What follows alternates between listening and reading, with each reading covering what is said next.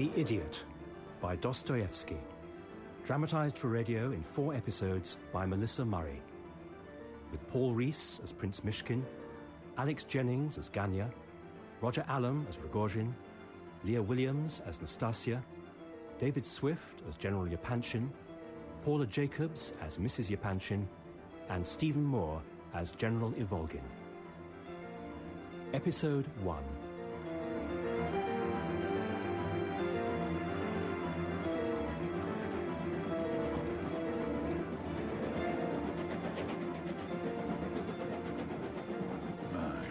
God, how much longer will this train take?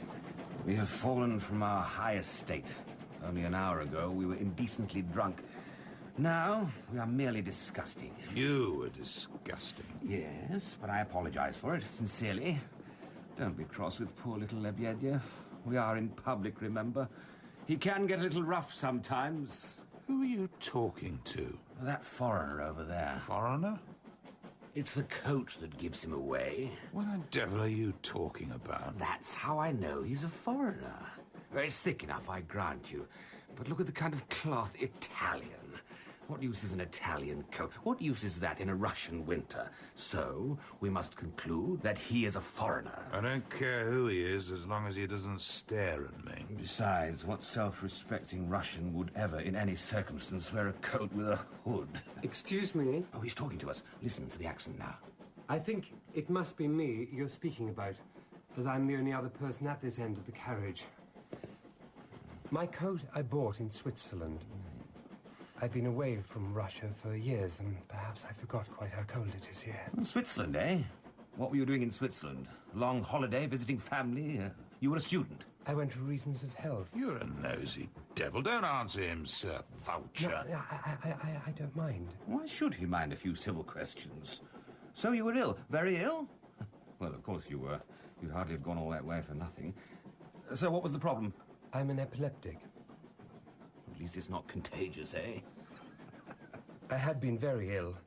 I'd had so many bad fits that by the time I got there, I was almost an idiot. But you are better now? Oh, I'm much better. Or perhaps the money ran out, and the doctor suddenly declared you cured, eh? Very common, that. Well, for the past 2 years, after my little inheritance was used up, he kept me out of his own pocket. But he kicked you out in the end, eh? No. I wanted to come home. What is your name, sir? Prince Leo Nikolaevich Mishkin. We were not a great family, small landowners for the most part. My father was in the army. I am the last of us. Not altogether the last. You have one relative in Petersburg. How do you know that? He's the kind of insect who prides himself on knowing everyone else's business. Oh, yes. I do have a relative. Not a close one, mind. Some years older than me.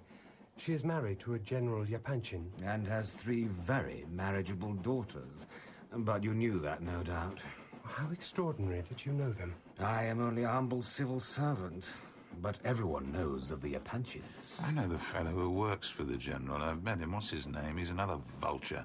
Ganya something. They are a rich, ambitious family, and will be very pleased to see you, no doubt. You intend to call on them? Oh, yes. I intend to call on them this very day. I need advice. For instance, at the moment, I have no idea where I will be staying tonight. You have no money, I take it? No. And that small bundle at your feet there, I would bet, contains the sum total of your worldly goods. Well, Prince, you are a hero out of a fairy tale. They will undoubtedly greet you with open arms. I only wish I was there to see it. Pay no attention to this man. He is a rogue, a villain. He battens on young fools and stays with them all the way to the debtor's prison. It's true. And that is why you're with me, isn't it? Yes, sir. Prince Mishkin, allow me to introduce myself. I am Lebediev, a drunk and hanger-on.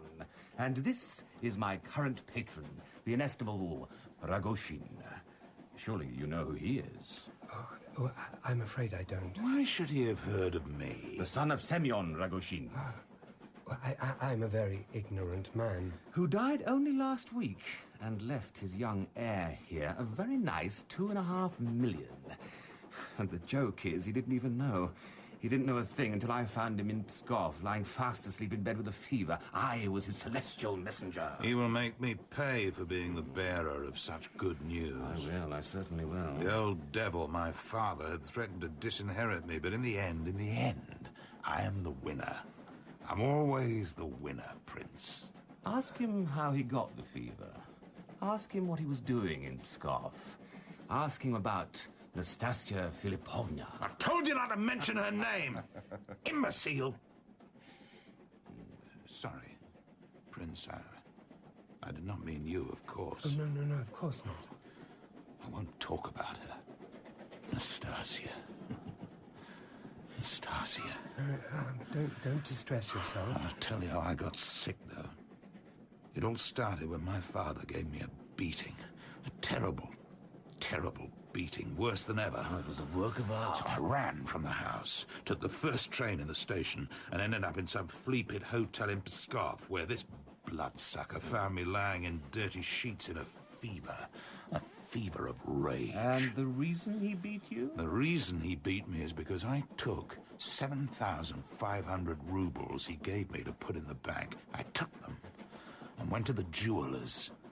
And there, I bought the most beautiful diamond earrings. I ran round immediately to Nastasia's house and threw them at her feet. He did, at her feet. There were witnesses. And he'd not even spoken a word to her, just seen her in a box one night at the French theatre and fell headlong in love. So romantic. She didn't even smile at me. Anastasia is not a smiling kind of girl. If you say her name again, I swear I'll thrash you. I bet the prince would love to hear her story, wouldn't you? Perhaps I will another time. Glad my father is dead. The beating he gave me killed him. How could he die of a heart attack? Bastard didn't have one. I will tell you about her then. Nastasia Filipovna was left all alone in the world at the age of 8. Mother, father, sister, all dead. What would become of her? Poor orphan. Luckily, her father's old friend, Mr. Totsky, came to the rescue. If you can call it rescue. Perhaps his intentions were good. How often we have good intentions. I myself am positively afflicted with good intentions. Nevertheless, after paying for her upkeep, her education, until she was, 15, he decided, to put it delicately, to reimburse himself for his efforts. You are a man of the world, Prince. Can't you see he isn't? Let me tell you what he did to her. He violated her. He abused and debased her. Oh, all that was years ago. She's now 20-something. And our Mr. Totsky wants to be rid of her. Why? Because he wants to marry a society wife. And he needs to cut free of his past indiscretions. That's one part of the reason. The other part is that he is a little afraid of her, of Nastasia. She has grown into a most formidable creature. The question is, will our young lady let him go? Not because she wants him, but because now she can torment him as he tormented her in her days of innocence. Oh, is there anything more satisfying than revenge? And she has the advantage of not minding what she does. She is capable of anything. Rogoshin here thinks he can persuade her to come to him. Now he's rich. But I think she would like to destroy us all if she could. That is my humble opinion. Oh, that is a terrible story. It is a true one. And guess who's a great friend of Mr. Totsky? Guess. How would I know? He's a great friend of General Yepanchin, your relative. You may have the pleasure of one day shaking his hand. Prince? Yes. I will give you a proper coat. A fur coat. I'll give you money. Thank you. Come to my house. Perhaps you're a sign from God that he has not forsaken me. I would be pleased to come. But first, I must go to my cousin's house. I wrote to them and told them that I would be coming, and I would not like to disappoint them. You are the least disappointing man I have ever met.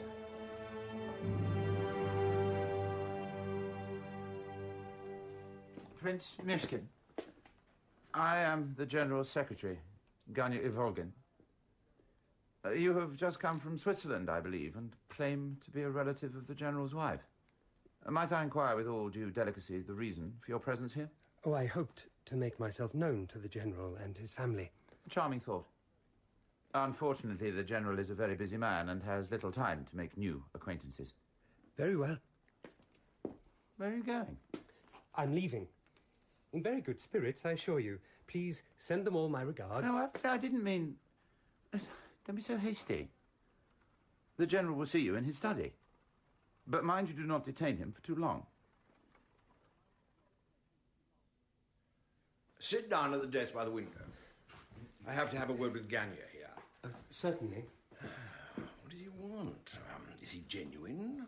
The nerve. What is he? My wife's cousin 4 times removed, or some such nonsense.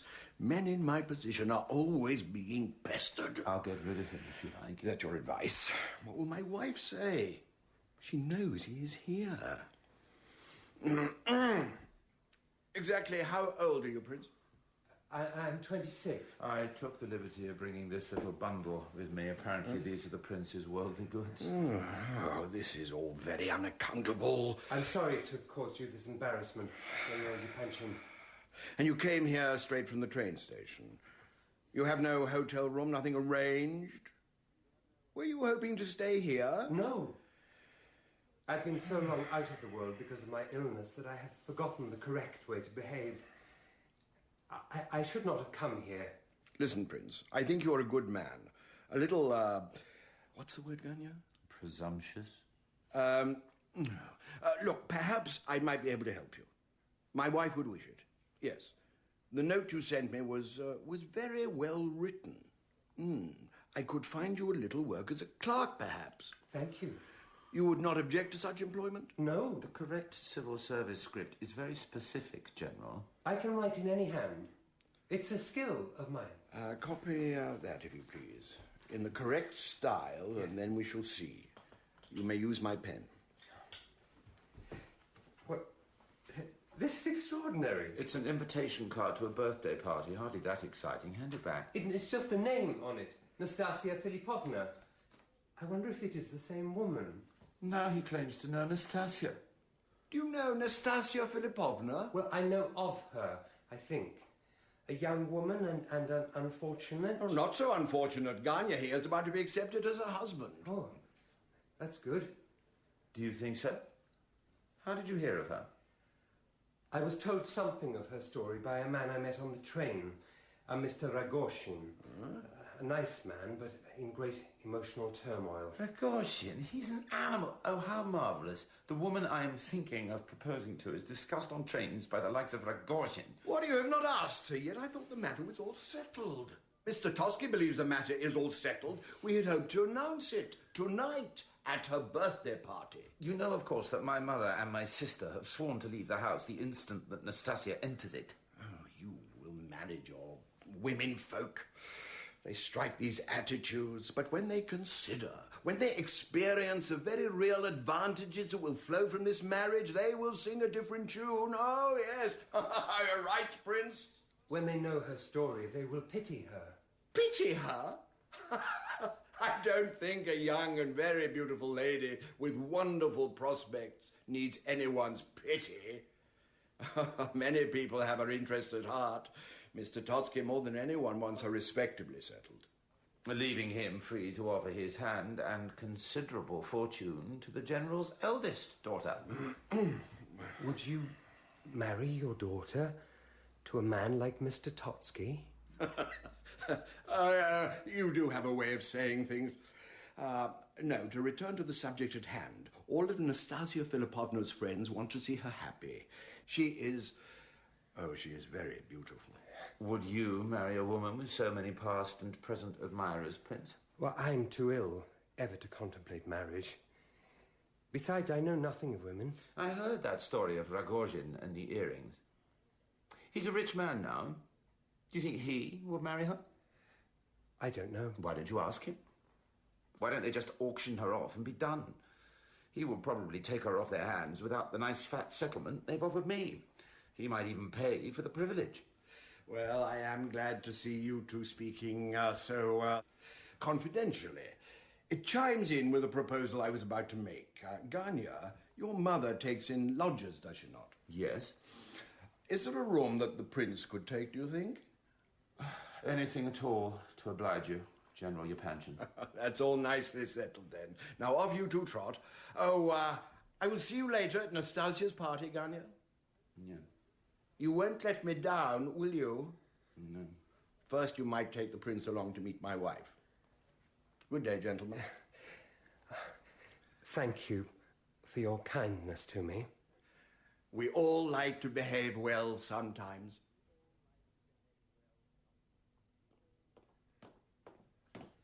Ganya, Miss Volgin. I'm afraid that you are angry with me. You feel that I have overheard or rather witnessed matters that are your private affairs. My life is ignominious. I am ignominious. Do you know what the word means? Yes. Then be quiet about it. Here is the door to their sitting room. I will open it and announce you. Why not? I'm no better than a footman. Footmen, at least, are not obliged to pimp their wives to their employers. He'll want me to do that after I marry her. That's why the amount they've offered me to marry her is so high. What do you think of that? So I said to him, Prince Mushkin, to see you all. Oh. This is Mrs. Yapanchin. May I introduce you to your cousin, madam? And these lovely ladies are her daughters, Alexandra, Adelaida, and Aglaya. You'll excuse me, I have work to do. It's a great pleasure I to... swear that young man gets ruder every day. How does the General bear him? he has a lot to put up with. Ganya, I mean. You may as well sit by the fire, Prince, and let me look at you. I got your letter from Switzerland, but I hardly expected you would just arrive like this. Well, you're handsome enough in a harmless way, but why are you wearing such shabby clothes? I'm a poor man. Pour the Prince some coffee. Don't fill the cup too full. You had better tie the napkin round your neck, I suppose, Why is that? in case you have a fit. Mother! This is a Persian carpet. I don't mind in the least. Well, you should. Perhaps the prince would tell us about Switzerland. Did you like the mountains? Yes, I like to live surrounded by them. It was very soothing. There is nothing restless about a mountain. Take a sip of your coffee. And a bite of this lovely almond cake. I don't want to hear about the mountains. Everybody always talks about the mountains in Switzerland. Tell us something else. Tell us the most moving and extraordinary thing you saw in your travels. I think not, Miss Aglaya. Is it because it is improper? Something shocking? Both. Oh, he's trying to be intriguing. No one is to ask him to explain what he means. Why not? Why can't we ask him? I am not trying to be intriguing, I assure you. I will tell you about the most moving, the most terrible thing I saw, because it is a thing that is burnt, literally burnt, into my mind. It was in Lyon, in the city square. I was there when they executed a man. How horrible. An innocent man. No, a very wicked man. Does it matter? Can you imagine how he felt as they drove through the town in the back of the cart? How he must have looked round him thinking, I have 3 more streets to live, 2 more streets, and then finally he's in the square. It's packed with people, all shouting, all staring, all there to watch you die. They got him to the ladder, and when he saw it, strong man, cruel man that he was, he burst into tears. On the ladder, his face was pale, but on the platform, he became literally as white as a sheet of notepaper. I could see how his legs became weak. He must have felt sick, too. There would have been this intolerable sensation at the back of his throat. Did you ever experience a moment of terror in which your reason remained unaffected, but all your power to move, all your will to act even, has gone? The house is about to collapse, but you can't stir. You wait to be flung to the floor and annihilated. He looked round, and he saw the whole world rush to vanishing point. No animal could have felt such fear. No devil either. This is a very shocking story for a lady's sitting room. Yes. But it is important to me. I wanted you to know. To know what? To know that there is misery, cruelty, and death in the world. We're not that ignorant. Prince, you are a good man. You have a feeling heart. I have a feeling heart. Perhaps we are not the most intelligent people in the world. Perhaps we have not read the modern books. But we have read our Bible. We know the value of compassion. You may untie that napkin. Forgive me. Are you offended? We will be great friends, you and I. I like your forthrightness very much. You see? You can be charming. Tell me this, Prince. Have you ever been in love? That happiness, no, I have never experienced. Will you answer any question, however impertinent? Yes. Ladies, I must go now. I have to find my new lodgings. I hope that I will see you all before very long. Go with my blessing. I can't decide if he's a total charlatan or if he is sincere. Either way, what does it matter? Psst. Come here now, quickly. We have to talk. Is it far from here to your mother's house? Get in here and be quiet. Need to keep it open a crack so that I can see her. See who? Miss Aglaya. Any moment now, she'll come out of the sitting room. Walk down the corridor. She goes into the piano room. Listen. She always practices for half an hour before her piano teacher comes, so we have very little time. For what? Prince, I will be honest. I'm an honest man, aren't I? Plain spoken, if a little irascible. I find you difficult to understand, to be truthful. And your opinion is worth what, precisely? Oh, listen, perhaps we've got off on the wrong foot, but I'm willing to make amends. How? By placing myself forever in your debt. Prince, I must beg you to do me a favour. I would like to help you. Good, that's settled. All I want you to do is to take this note, knock on the door, and deliver it to Miss Aglaya. Why can't you take it yourself? No, complicated reasons, difficult reasons. If I told you this note could make or mar my life forever... I'm not sure I should do this. Would you like me to humiliate myself and actually go down upon my knees to you? No. Take it then. And hurry. The piano teacher is horribly punctual. I have not sealed the note. I won't read it. There you go.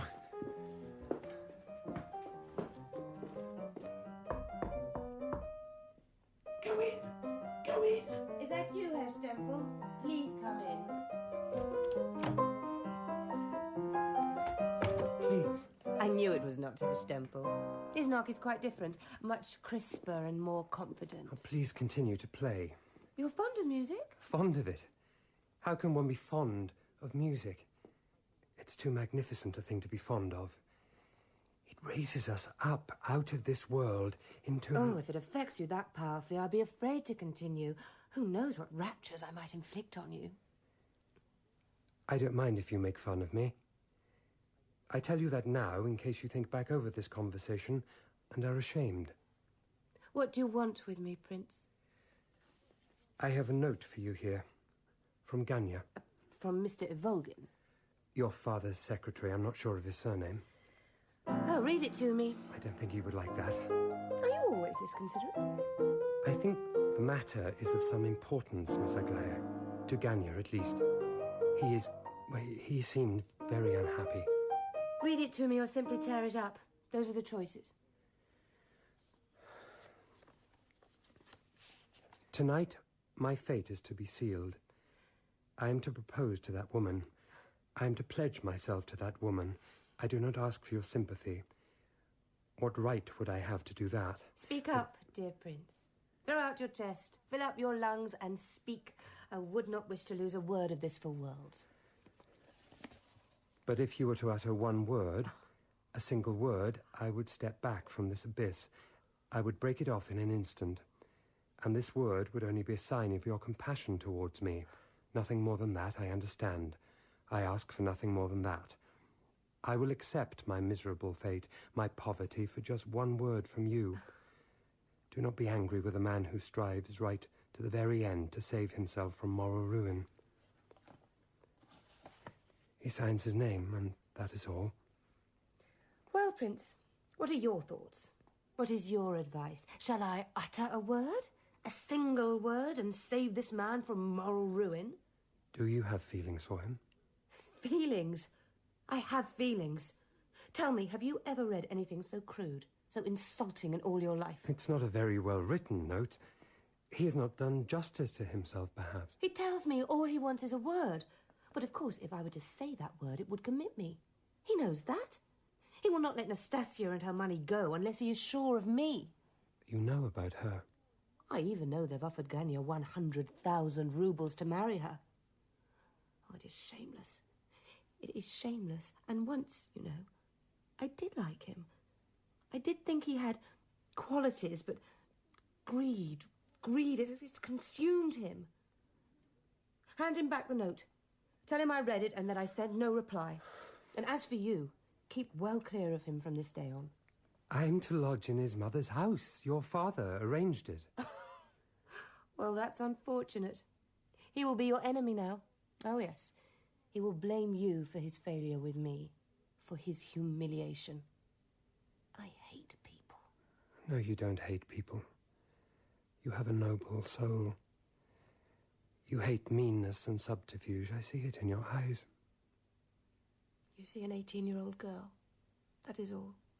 I won't be romanced at. Now, I must practice for my music lesson.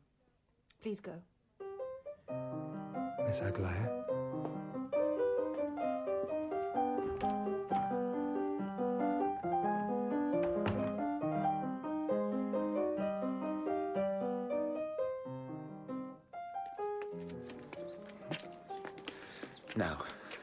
Now you tell me everything. Every detail, every word. First, you gave her the note. I gave it to her. Did you say it was from me? Yes. Excellent. Did she seem pleased to get the note? Well... Oh, why am I asking you that? Let's get straight to the heart of the matter. She took the note. She read it. Did she read it quickly? Did she read it quickly the first time and then go back and reread it? Did she say anything? Mutter something? What? No. What an informant. Well, Prince, what did she do when she read my note? She didn't read it. What? She refused to read it. She said that either I read it to her or I must just tear it up there and then. So I opened the note. What? And... You read my note? Well, I was unsure what to do. I thought that you would want her to hear your message, even if it came via me. You're lying. I'm not, I assure you. Liar, liar, liar! I'm sorry that you are so upset. But please, do not call me names. What was her response when you read it to her? What did she say? She said that she would send you no reply. She said nothing? No. But she sent no reply, no formal reply. She did speak a little about how she felt about the note. But I think you might find that upsetting. Do me the honor, sir, of telling me what she said. She thought that you were trying to compromise her. She mentioned the amount of money that you were offered to marry poor Nastasia Filipovna. She thought you unwilling to let that go unless you had in some way secured her. Miss Aglaya, I mean. She was insulted, she said, but she also said... Oh, yes, this is wonderful. Let's walk. We're attracting attention. She also said, or hinted, that she had once liked you, but now she thought you greedy. Greedy? Oh, the rich always think us greedy. Well, we shall see, Miss Aglaya. I've a trick or two up my sleeve yet. I'll make you grovel yet. I'm sorry, Ganya, to be the bearer of such bad tidings, but I think she might forgive you. Forgive me? But do you know what is really interesting in all this? Miss Aglaya, so proud, so private, decides to make a confidant of a sorry specimen like you. How in the name of God is one to account for that? I think it would be better for us to part. It is true that I've been ill, and that I'm not used to being with people, but still that is no reason to abuse me. I understand that you're upset and disappointed, but that is no reason for you to be rude to me. I will find other apartments and explain matters to the General so that he will not be angry with you. You are right to be offended. Please, with my hand on my heart, I beg you to forgive me. Oh, I'm in such trouble, such pain. It maddens me. I behaved badly. If you knew how much I stood in want of a friend. Come home with me. I beg you. There is no need to beg me. I would be more than happy to be your friend. Come, let us get on. I'm becoming very tired. It's not good for me to get too tired. What on earth is behind that mask of his?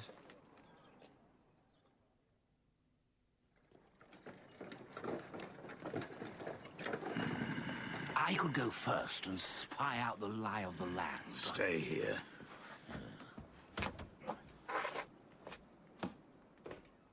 And where are you going, my fine lad? Get your pig hands off me! Oh, seeing you're such a big fellow, I'll be civil and ask again. Where are you going? To see Nastasia Filipovna. You've missed her by minutes, but she'll be back early tonight for her birthday party. Bring her something nice, and maybe she'll smile on you. Where has she gone now? The impatience of youth. I don't like old men. 5 rubles. Where is she? Here is your room, Prince Mishkin. Dinner is at 4 o'clock. You may either eat with us or here in your room, whichever is more convenient. Thank you, Miss Varya. I am sorry our mother is not here to make you welcome. Yes, yes. Well, Prince, it is a dark little dungeon, but it will do you, I suppose. The whole place smells of cabbages. Stinks. Will I send someone to fetch your luggage, sir? That little beggar's bundle is all he owns in the world. Let's have no airs and graces. I will leave you to get settled then. Your sister has a very kind manner. Plain people often have very kind manners. They're obliged to have them. She's not in the least plain. You have an opinion about everything, don't you? Look, don't mention anything here about my private affairs. Can you manage that, do you think? Yes. The sitting room is down the corridor. Why don't you trot along there and meet the rest of my charming family? My father is an incorrigible liar, a drunk, and talks all kinds of nonsense. He'll claim to have carried you in his arms when you were a baby. Long ago, he used to embarrass me. I have a brother as well, but you can ignore him. Well, I'm off to lie down. I might even try and calm down. Off you go.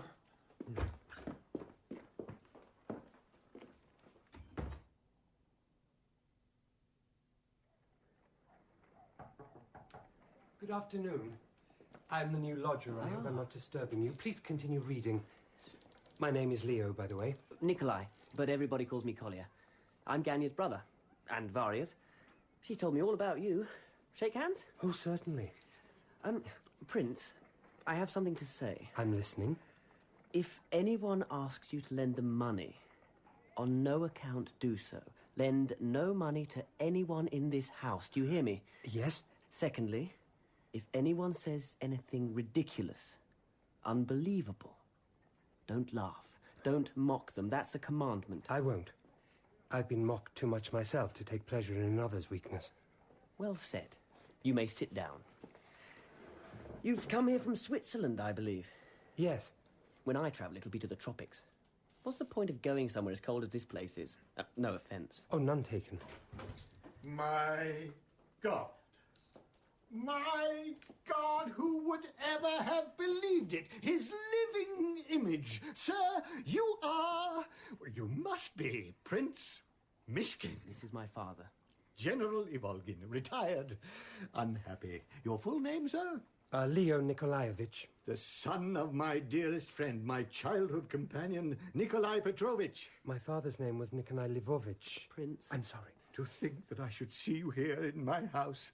I used to carry you in my arms as a baby. Father. A babe in arms, because your father and I were comrades in arms. I was at his bedside and blessed him before he died.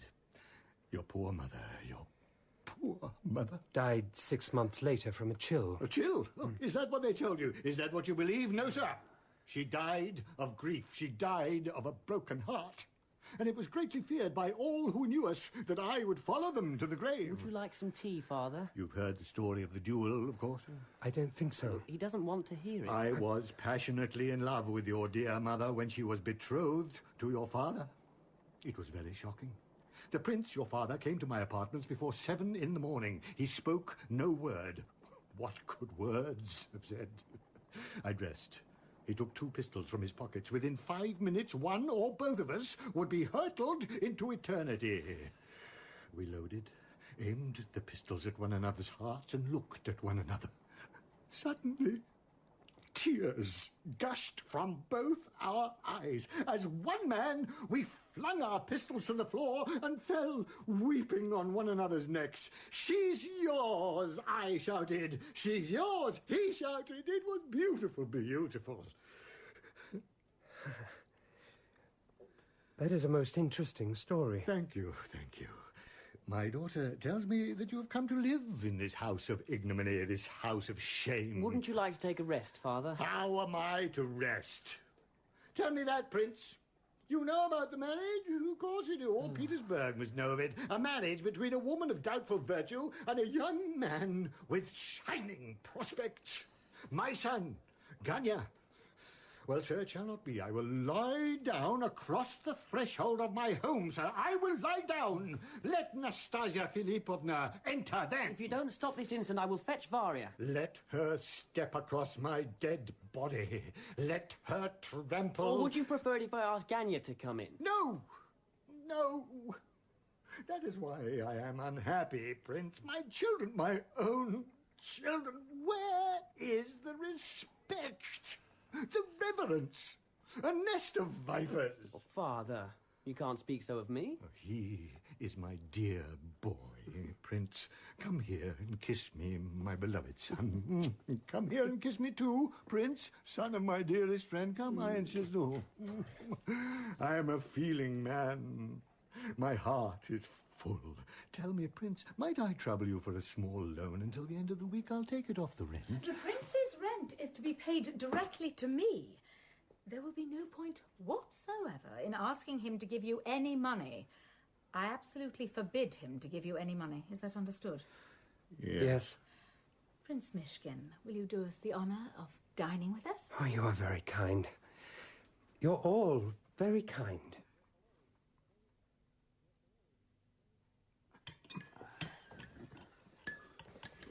Don't look at the photograph. Photograph? On the mantelpiece. Don't say a word about it.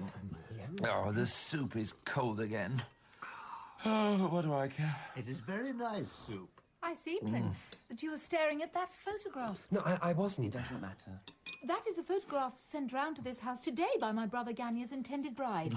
It was sent to this house by Nastasia Philippovna, who is about to become my sister-in-law. I thought we had agreed The that we prince would... is probably wondering why our mother is not eating with us. She's very beautiful. The prince is referring to Nastasia Philippovna's photograph, no doubt.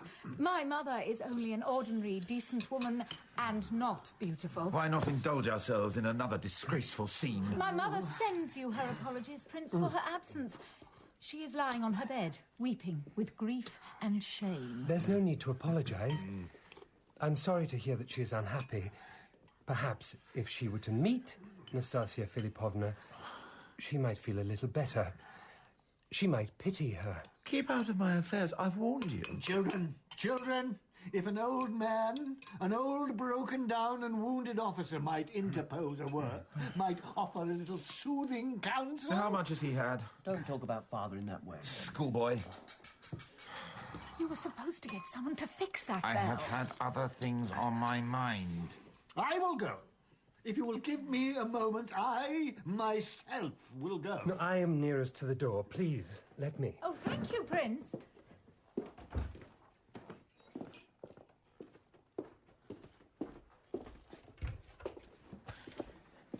You took your time. Sorry. If you're too lazy to mend the bell, you should wait in the hallway to hear when people arrive. What are you doing? Why are you staring at me? You've dropped my coat. They ought to give you the sack. Hang it up, man. There, on the rail. Must I teach you your job? What an idiot. Sorry. Now, when you're quite ready, go in and announce me. Yes. Wait. I haven't even told you my name yet. I know who you are.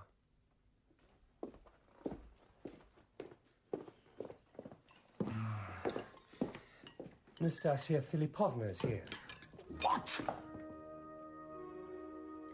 It appears that I've come at an inconvenient moment. Aren't you going to introduce me to everyone, Ganya? You look, and I hope you don't take this personally, very like a fish, with your mouth open like that. A trout.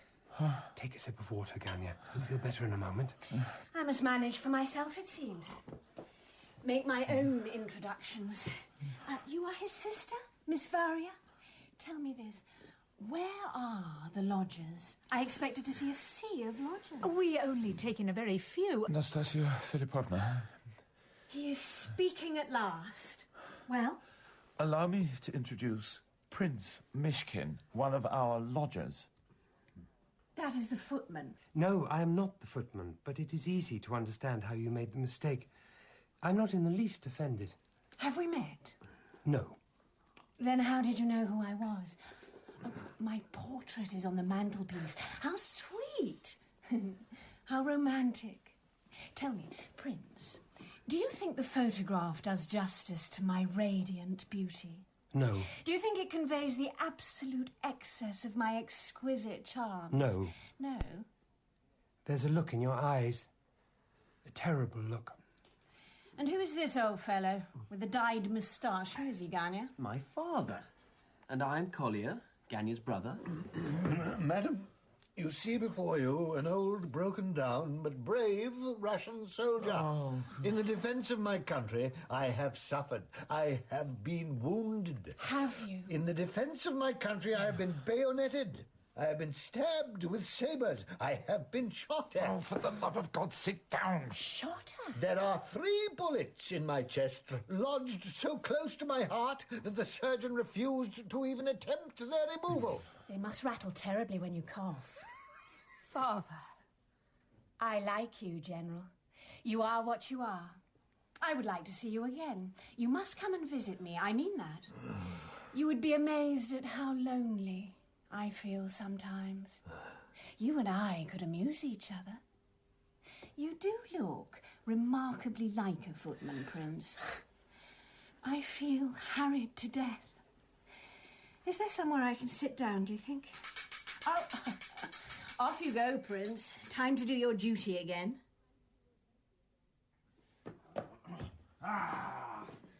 Hearty greetings to one and all. Nastasia Filipovna! Nastasia Filipovna! I have come! I swore I would come! Drunken louts, you must leave this room immediately. Can't you see that my sister is in this room? I see a lot of soup bowls. Is that Ganya? Is that Ganya standing there in a waistcoat? Prince, my dear Prince, you must let me in to embrace him. Surely you remember me, Ganya. You cheated me once at cards. You keep away from me, I'm warning you. Valia, call the police. Get out! Get out now, animals! Stand behind me, ladies. I will protect you. Come along to the drawing room, gentlemen. That would be the best thing, and I must ask you both to behave yourselves. Now, do you promise? We will be as beautifully behaved as 2 ballerinas. We will, as long as no one annoys me.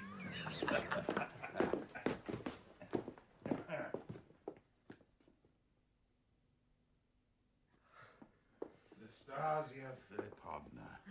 Nastasia Filipovna, what can I say to you? Valia, I insist that you leave this room. Why did you follow us in here? To see your bride-to-be. To get to know her. I've been running around the city all day trying to find you, and now that I have, what in God's name will I say to you? I'm not an eloquent man, Nastasia. Tell her you've just inherited a fortune. So recently, he hasn't had time to wash or change his clothes. You're such an ignominious creature, Ganya. If I were to take 3 rubles out of my pocket, you would crawl across the carpet and pluck them from my hand. A man who cheats at cards. I have never in my life... Oh, what's the use? Why do you think I have come here? Why? To make an exhibition of yourself? That's true. We can't deny that. Never mind the clothes I'm wearing. I've pots of money. Gallons of it. Enough to buy you all of you. I came to you immediately to throw myself at your feet. And also because I heard this rumour, this ridiculous rumour. Tell me, Nastasia Filipovna, are you really going to marry this man? No. Of course not. Oh, shut up, Valia. Look, perhaps it would be better if we were to all sit down and be quiet for a moment and think a little. That's wonderful! wonderful news. They lied to me, they're the filthy dogs. They told me you were engaged to this worm. I didn't believe it. I came round here to buy him off, not for 3 roubles. You needn't worry, Ganya, but for 3,000 roubles. Well, it seems I don't have to, but I'm a generous man, aren't I, Prince? That's another thing. You still haven't explained to me what you're doing here, but I knew we should meet again. I knew. What was I saying? You get out of my house. Well, that was a bit feeble, if you don't mind me saying. I'm not saying I'm a good man, Nastasia Philippovna, but I am a generous man. Here in my hand is 18,000 roubles, all for you. My God, put it away, man. This is not the way to treat Nastasia. And 18,000 is only the beginning. There is something so refreshing about vulgarity. True, heartfelt vulgarity. What do you think, Prince? Do you think I'm worth 18,000 roubles? 40,000. I'll give you 40,000. That's enough. Nothing is enough. I'll give you 100,000. Yes, I will. And I'll still give you your 3,000, Ganya. You have the word of a vulgar man. How much exactly did they offer you to marry me, Ganya? He's been very coy about that. Tell me, Ganya, did you ever feel anything for me? I will not discuss my feelings in front of these people. He wrote me poetry, you know. Rather good poetry. He stole the best lines from Pushkin. Nastasia, can we talk privately? No. Will nobody remove these shameless creatures from the house? Is it me you're accusing of being shameless creature, Miss Varia? Is it me? Oh, that is charming when I came out of my way to this godforsaken dump to invite you all to my birthday party tonight. I would even have lent you a decent dress. No, Varia, don't say anything more. This is not your quarrel.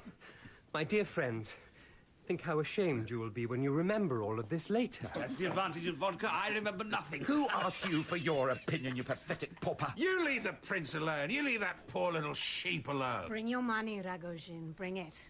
And I will give you your answer.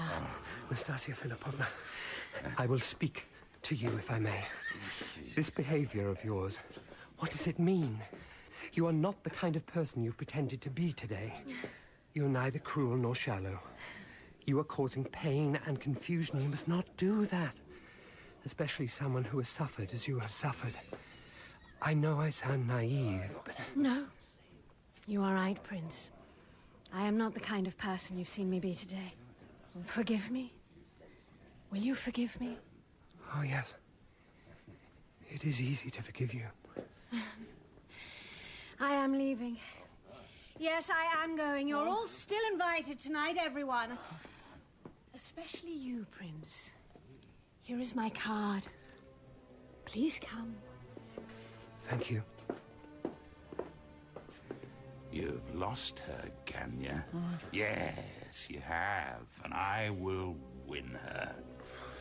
I will win everything.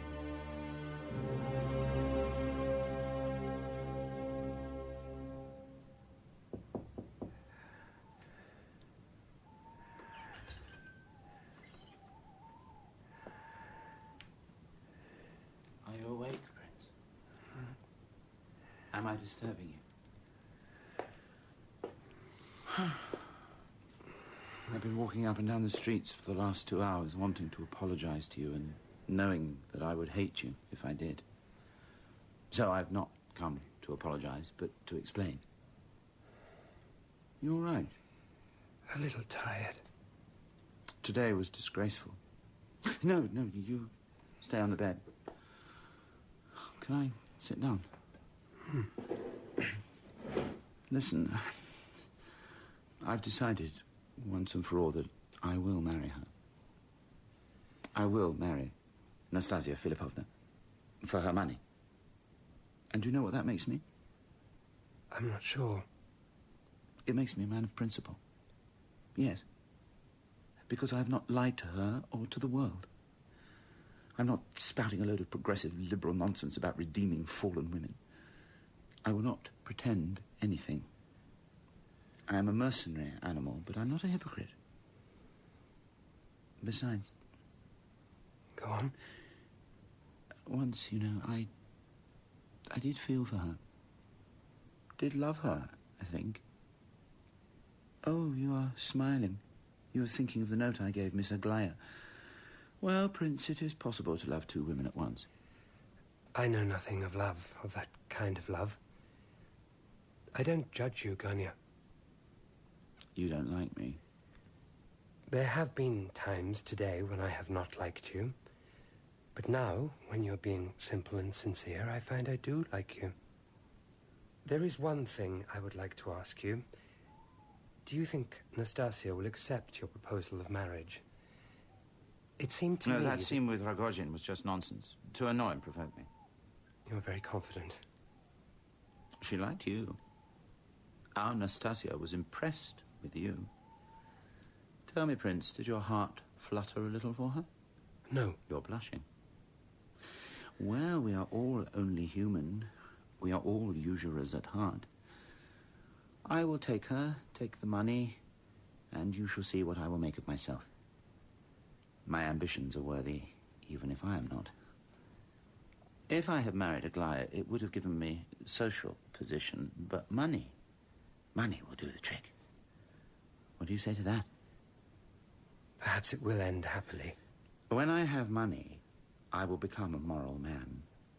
I will behave with decency and delicacy once I am rich. I will be able to afford all sorts of virtuous behavior then. Money is not always a blessing. What a very trite thing to say, dear Prince. You're beginning to hate me again. Yes. When I'm not in your company, I think you the most marvellous, calm, admirable person. But when I'm with you, it's a different story. That is often the case with me, so I don't blame myself. I'm a complex character. You are unhappy. Only idiots are happy. But then maybe not. You've a mournful look about you at times. There I go again, calling you names. I'm incorrigible. And yet, for all that, I'm not a bad man. Perhaps you pay yourself too much attention. Well, I need to get dressed if I'm going to this party. I will get Varya to sponge my black silk waistcoat. I have only one, of course. Do you know, I wish I had taken that 3,000 of Rogojin's. I wish I had snatched it out of his hand. That would have taught him a lesson. Yes, I have decided Nastasia, not Aglaya. I hope it won't break the poor girl's heart. I don't think it will. You know nothing of women. I think I will take a rest now. Exactly. That's exactly what you need. A nice rest. Good night, Ganya. Close your eyes and sleep.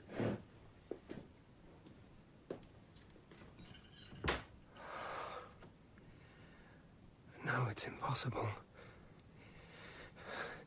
I can't stay here.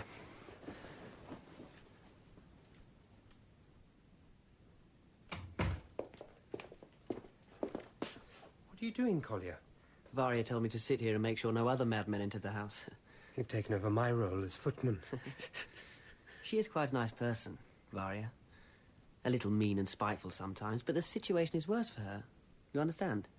Yes. I mean, she is a woman, you know. She thinks of marriage. And all this scandal, it might put off potential suitors. Oh, I see what you mean. What a very insightful boy you are. I have no choice. They scream all their nonsense in my ears day and night. When are you going back to Switzerland? I don't know that I am going back. If you ever need a travelling companion, here I am, willing to go at a moment's notice. Are you going out? Can I come with you? Yes, you can come with me.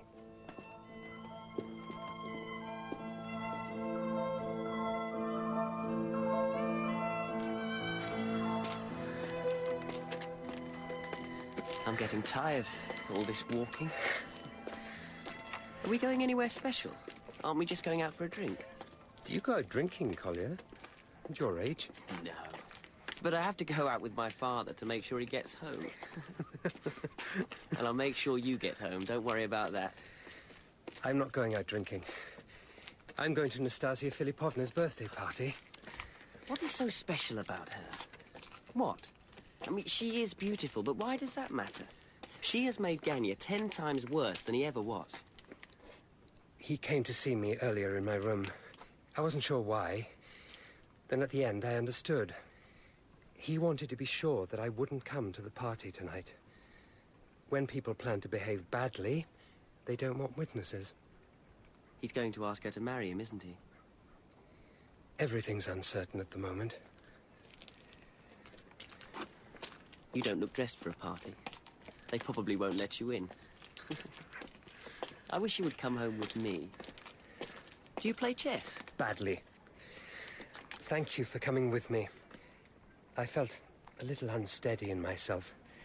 To tell you the truth, I wanted a little company. I'm quite well. This is my first night back in Russia. I'd forgotten. Forgotten what? What it was like. Will you shake hands with me? I liked it when we shook hands earlier. I will be your friend forever. I swear it. Go home, Collier. Say your prayers and sleep.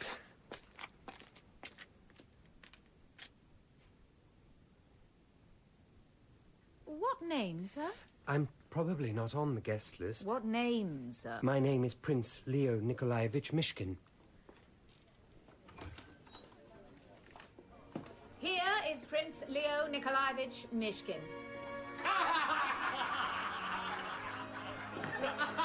Prince! I was just telling them all about you.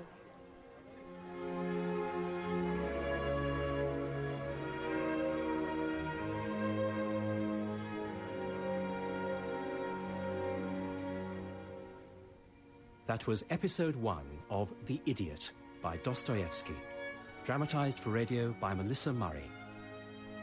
Prince Mishkin was played by Paul Rees, Rogozhin by Roger Allam, Ganya by Alex Jennings, Nastasia by Leah Williams, General Yapanchin by David Swift, and General Ivolgin by Stephen Moore. Lebediev was played by Gerard McDermott, Mrs. Yapanchin by Paula Jacobs, Aglaya by Tracy Ann Oberman, Kolya by Carl Prekop, Varia by Gemma Churchill, and The Concierge by Martin Hyder. The Idiot was directed by Cherry Cookson.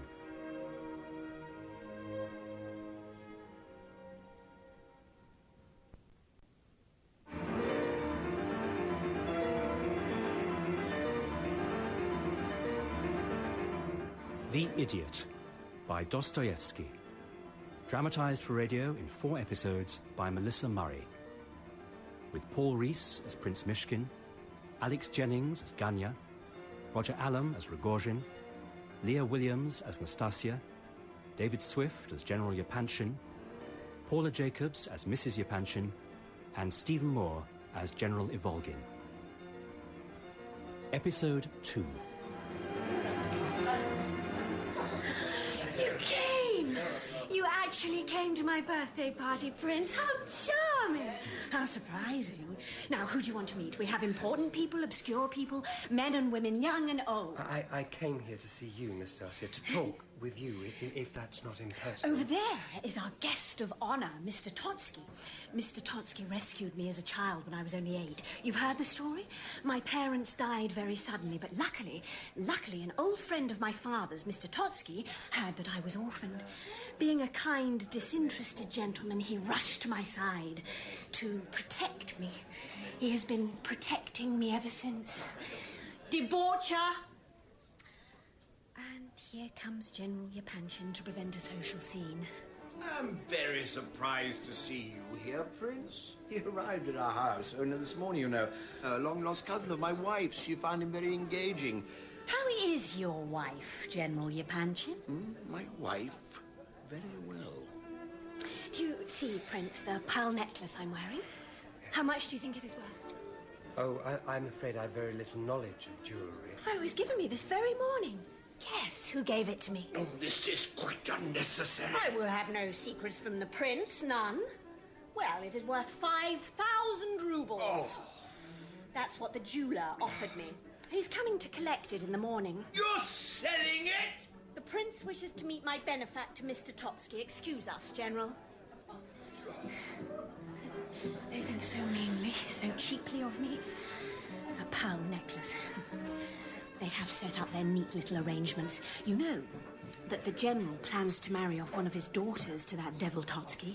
But first, they must see me settled. They must silence me. And do you know what they plan for me? course you do. That is one of the things I want to talk to you about. They plan to marry me off to Ganya Ivolgin. They'll pay him a fortune to take these tainted goods off their hands. And he would do anything for money. Oh, you see him standing over there? He's vainer than a woman. Of course, once I am married, General Yapanchin hopes that my husband would be a compliant man. The General intends me to be his mistress. Have you ever heard anything so amusing? I cannot believe that to be true. That would be infamous. Yes, it would be. But it will not stop them. And here he is, Mr. Totsky, with hair discreetly dyed and a fresh set of teeth from Paris. Surrounded by admirers as always.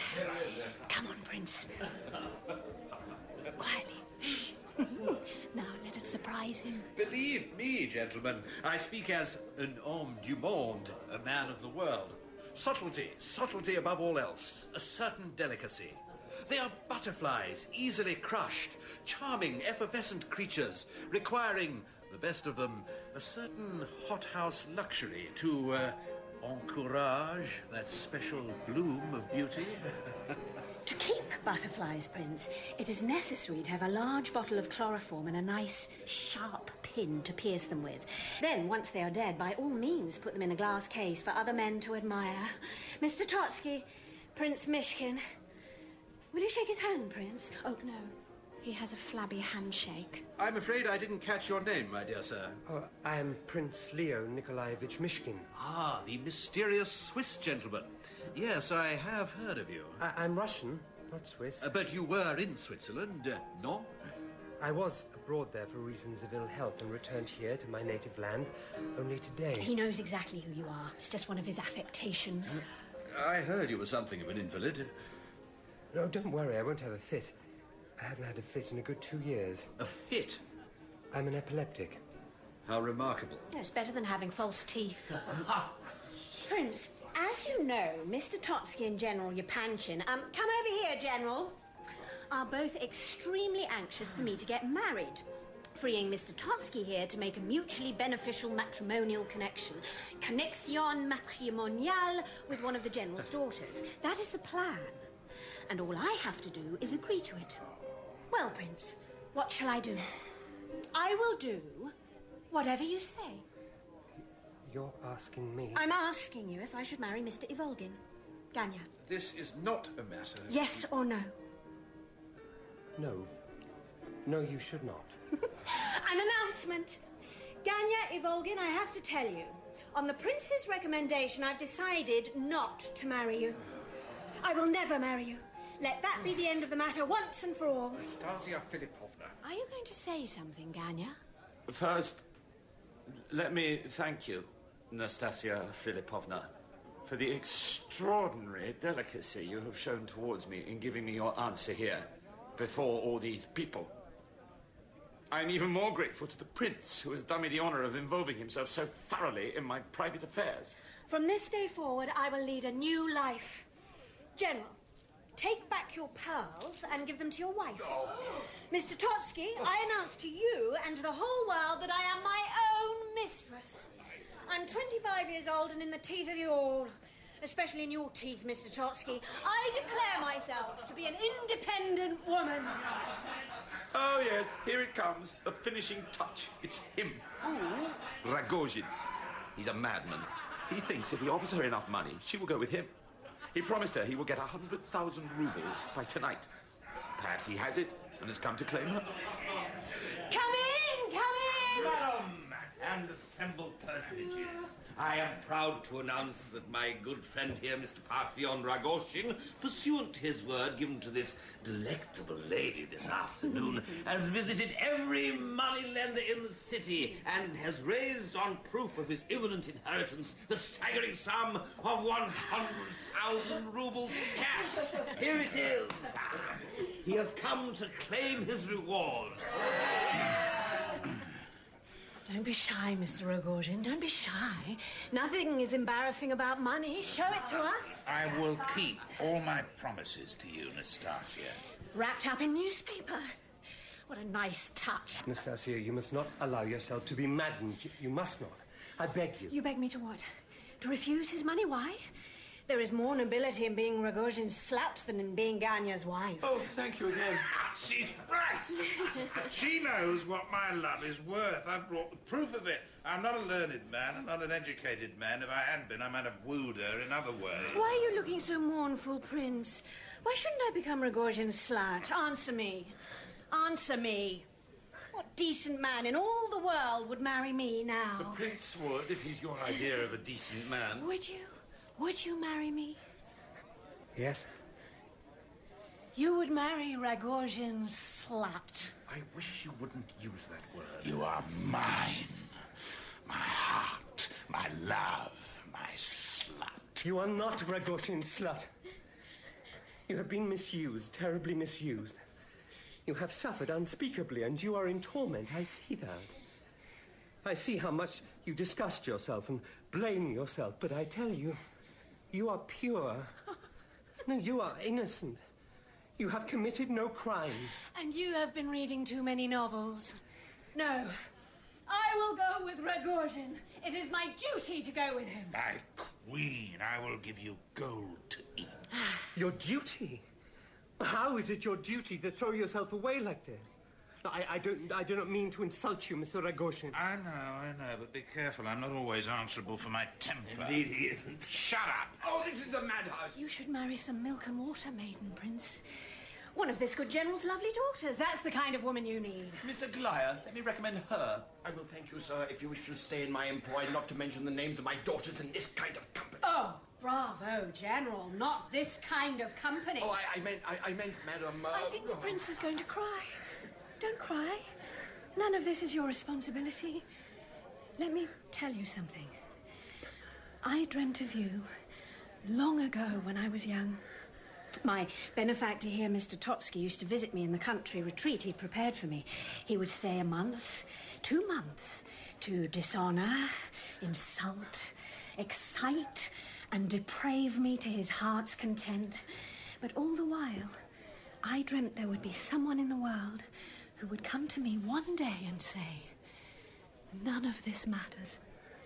I love you, and I will cherish you all my life." I will say those words. I will say those words and mean them. None of this matters. I will marry you and I will cherish you all my life. Trust me. We can't change the past. God does not allow it. I've had enough of this pantomime. I'm leaving this instant. How much money exactly did Totsky and the General offer you to marry me, Ganya? Where is the 100,000 rubles? Give it to me, Rogojin. Here it is, my angel. Is it mine now? I can do whatever I want with it. Yes. Kiss me.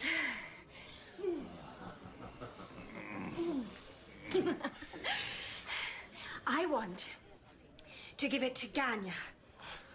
I will give all of it to him. What? Yes, you can have it. You can have it all, but first, an experiment to see which demon dominates your soul. Vanity or greed. Here is the 100,000 rubles, a fortune. I will throw it into the fireplace. And you, dear Ganya, must put your hand into the flames and pull it out. And once you have done that, the money is yours. She is reckless and magnificent. Stop. Nastasia, you're better than this. 1, 2, 3. There!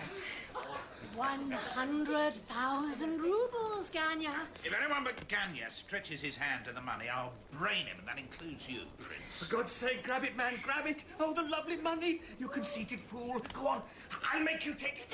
Do it, me. Let them think you're a fool, a greedy fool. Let them laugh at you. What does it matter? Are you all right, Ganya? Oh, I need air.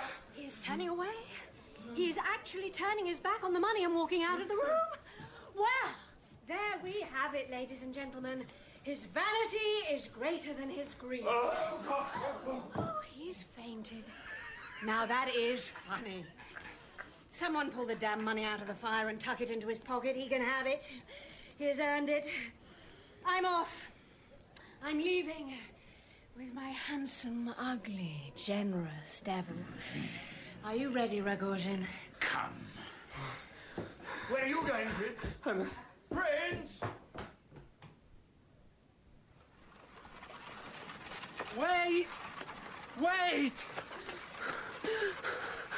What shall I do now? Come home with me. That's what you should do. Collier, what are you doing here? Have you been waiting all this while, you poor boy? You must be frozen. No, I'm not. I'm a Petersburg boy, and it would take more than a bit of wind and snow to make me shiver. I have to follow her. Why? Catch your breath. She decided against marrying Ganya, then? That's off? Yes. Oh, that's a relief, I suppose. Your brother is ill. He fainted. Nastasia was cruel to him, so cruel. You must go up and find him. Take him home. He will be very angry. He will abuse you, but you must be patient with him. I beg you to be patient. Don't go after her, Prince. No, I must. I wonder sometimes if all adults are idiots, or is it just the ones that I know? You will grow up to be a good man. Well, more fool me. Why must you involve yourself in all of this? If you see someone rushing headlong over a precipice, what do? Do you stand and watch? You don't leap after them, that's for sure. I want to help her. She is like a bright star falling into ruin. Oh, poetry. But also, Collier, the life of an invalid. I have been an invalid almost all my life. It is sometimes like being a member of a different species. I don't know the most plain and obvious things. People laugh at me. Sometimes they feel kindly towards me, and I'm grateful, but... Well, supposing a man like me, an odd creature like me, dreamt that perhaps his life, too, could have meaning. You want to help her to make yourself feel useful? Yes. Yes. I think it is partly that. And also because I find it unbearable. Human suffering. I used to sit and dream in the long evenings of all that I might do in the world. Very heroical dreams. Of course, now that I'm here, I feel uncertain and bewildered. Nevertheless, I will do what I can. Collier? Yes? Will you go and find your brother and take him home? Because you asked me to, I will. Thank you. Take care, Prince.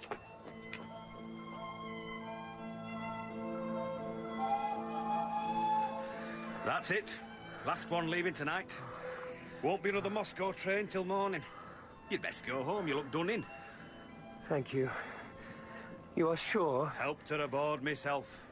Not a face you'd be likely to forget. Nor his. Sorry.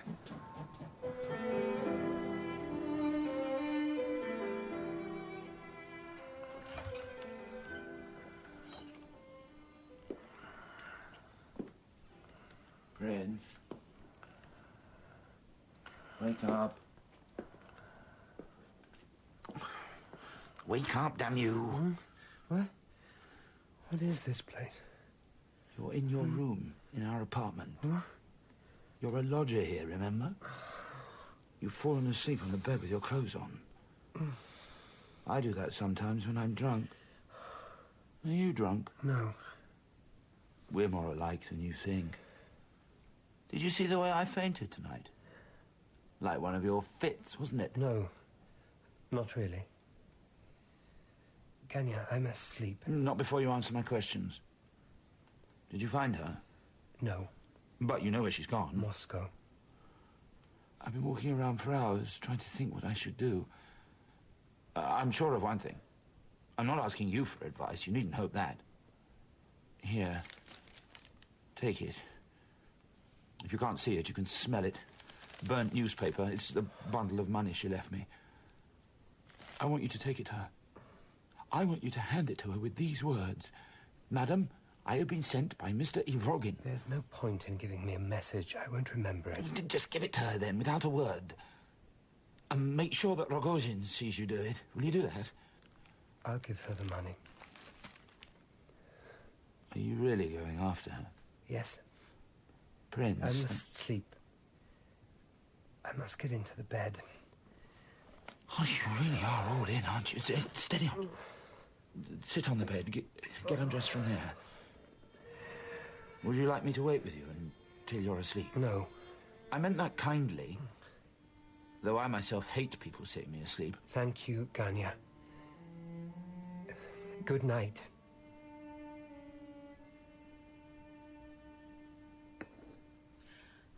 Might I have some coffee? Where are your sisters? I will not have lax manners in this house. People must learn that there is order in the world. Alexandra is in bed with a severe cold, as you know. Do not presume to tell me what I do and don't know. And Adelaida is at this very moment... Do you take no interest in the fate of your daughter, sir?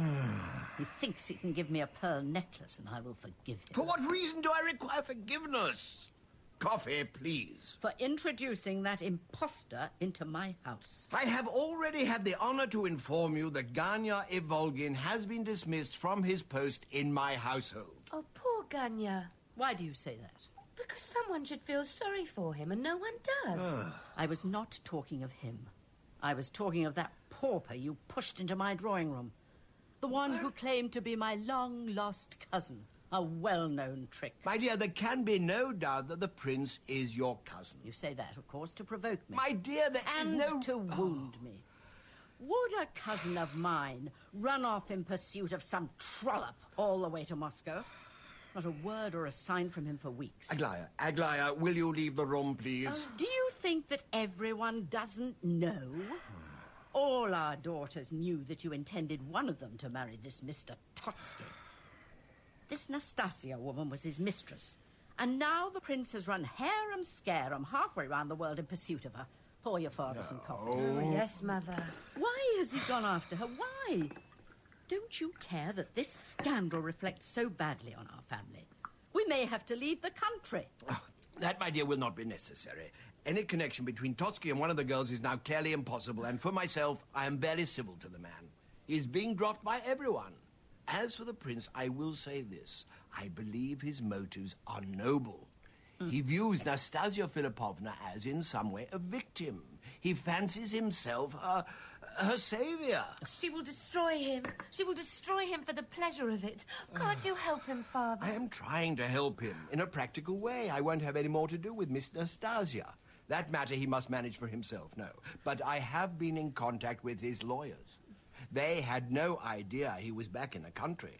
Well, the good news is there is an unclaimed inheritance owing to him. Oh. Yes, and far from being a poor man, he is now quite comfortably off. That's some good news, isn't it? Will he come back to Petersburg, do you think, Father? Perhaps, but my last report suggests that he has still not found either Nastasia or Rogozhin. Until then, our knight-errant will no doubt feel duty-bound to stay there, in Moscow.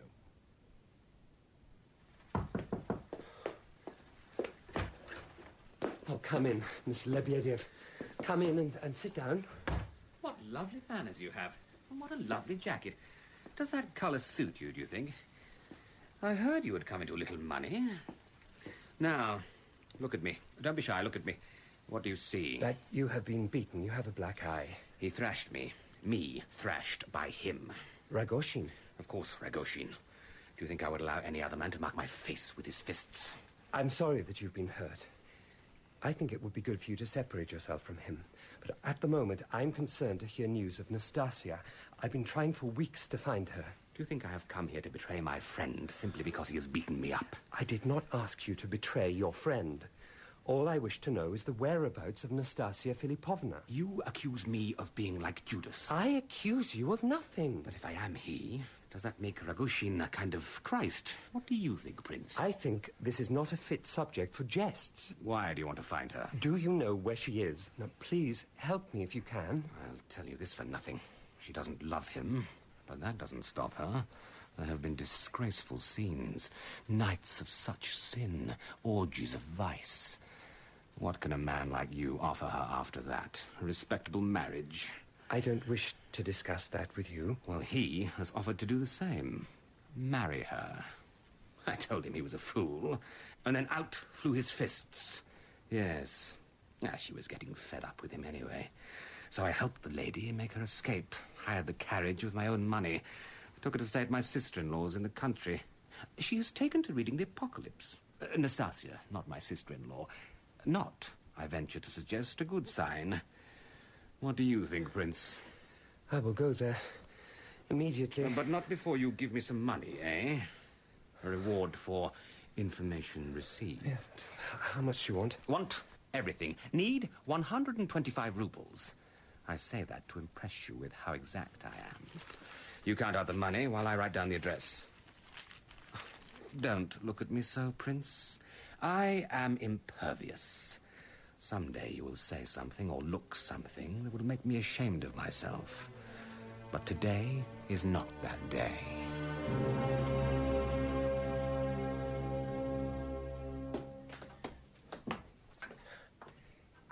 Nastasia?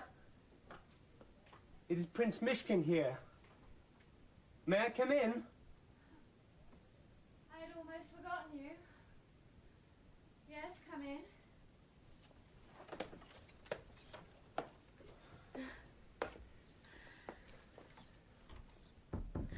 Well, I'm very pleased to have found you. Would you like to kiss me? I would like to talk with you. I can do other things than kiss, you know. Are you tongue-tied, Prince? I brought you something from Ganya Volgin. The money. The money you put into his pocket that dreadful night. Ganya? I'd almost forgotten him as well. I'll put it here on this little table. Will we sit down, Nastasia, and be comfortable? You can sit down. I'm looking out of the window. What can you see? Come and look.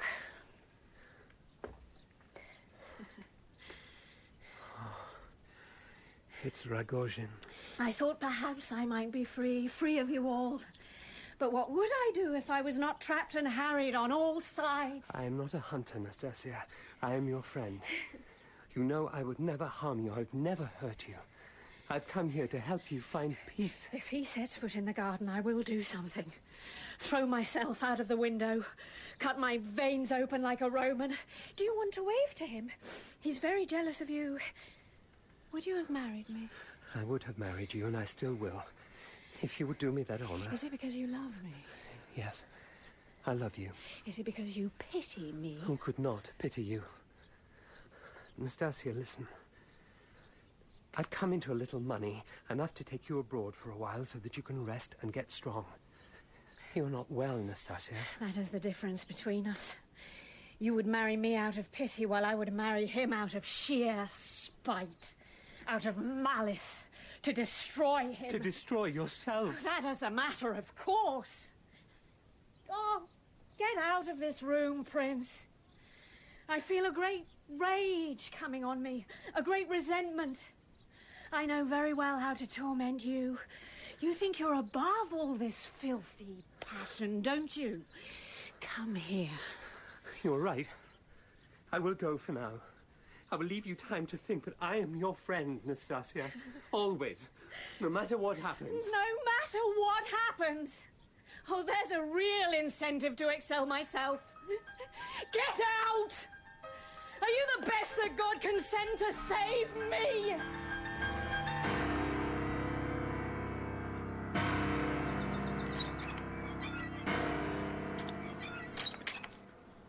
Let's walk. You followed me here. Did Lebedev tell you he had given me this address? How are you? You've not been taking care of yourself, my friend. We'll walk back to the station together. Arm in arm, if you like. I should warn you, though, you have every reason to be afraid of me. Don't let the fact that I like you deceive you. Don't let the fact that I have tears in my eyes just looking at your kind face deceive you. We will do as you say. We will walk. I will tell my driver to follow behind us. You have a carriage now, Prince. Lebedev told me you'd come into money. That's good. That's excellent. You needn't blush. No, the driver is only hired for the afternoon. But you are right, I am a little ashamed to have money. May I ask you something? You can ask me anything. You're a man of feeling. Don't you pity her? Well, you see how she suffers. Let me rescue her from you. Isn't that what you wish in your heart? I want so much to believe that. Let's walk. And I will think how to answer you.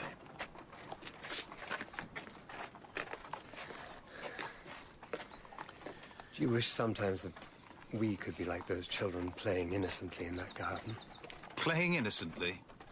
That's what you think because you don't remember. Children are savages. We are saints in comparison. You must have been bullied when you were a child. Oh, yes. Unmercifully? Unmercifully. I would have protected you. Listen, Prince. I don't know what world you're fitted for, but it's not this one. You don't love like a human being. I know you pity her, but I don't. What I feel for her is not pity. Any moment of tenderness I've ever felt for her was just a sign of my exhaustion. She exhausts me, and I will have her, at whatever cost to me, or to her, or to you. I look at her. I hear the sound her dress makes as she moves. I hoard every word she said to me like a miser. The abuse, the taunts, the incitements. When she is asleep, I stare at her until my eyes burn. Calm yourself, my dear friend. Never. You know, once she tried to stab me. You must give her up. I don't say this from any selfish motive. You are bad for each other. Now listen to me, Parthian. I have no desire in the world to pain you. But you can see how ill she is. She is a broken thing that needs rest and time and peace. You really don't understand. Yes, she is pale and ill. She can be anything and I wouldn't care. She's beautiful. So what? What does anything matter? Why did she try to stab you? We argued. I'm a jealous man and she talks to people just to see the sweat start on my forehead. Oh, you look like you're going to cry. Cheer up. I don't want you to be sad. Tell me this. Do you wear a cross, Prince? Yes. So do I. One that my mother blessed. Take off your cross, and I will take off mine. And we will swap them. That is the good old Russian custom, isn't it? Then we will be as brothers. We shall be as brothers. There's the station. Leave your driver with me. I'll pay him. You get the train to Moscow. It'll be much quicker. I would rather go back in my carriage. The train is better. Why do you look so angry? What do you want me to confess? That I'm scared that unless I see you board the train, I won't believe you've actually gone. That I'm scared you'll sneak back to her and whisper more of your poisonous little pieties. Whisper them so well she'll go with you. Do you think I'm ashamed to tell you that I don't trust you? Well, I'm afraid to take the train. That is the truth. Afraid? What can someone like you be afraid of? When I came up to Moscow from Petersburg, I had this thought, this idea that someone was watching me. Someone with dark eyes was staring at me from the corner of the carriage. It made me feel ill. I knew it was all my imagination, nevertheless, even thinking of it makes me very fearful. I'm a weak man. I know how much thoughts can prey upon the mind. They prey upon mine. Thoughts. Are you ill? I don't understand what you're saying. Perhaps it's true that I cannot help you or her, but I must try, mustn't I? Mustn't I? You're always giving advice. It's time you heard some. Get back to Petersburg. Get yourself some other thing to do than bother us. Prince, all this will prove the ruin of you. I will get the driver to take you the last few hundred yards to the station. You will get on the train and go home. Agreed? Agreed. Your arm, Parthian. Driver?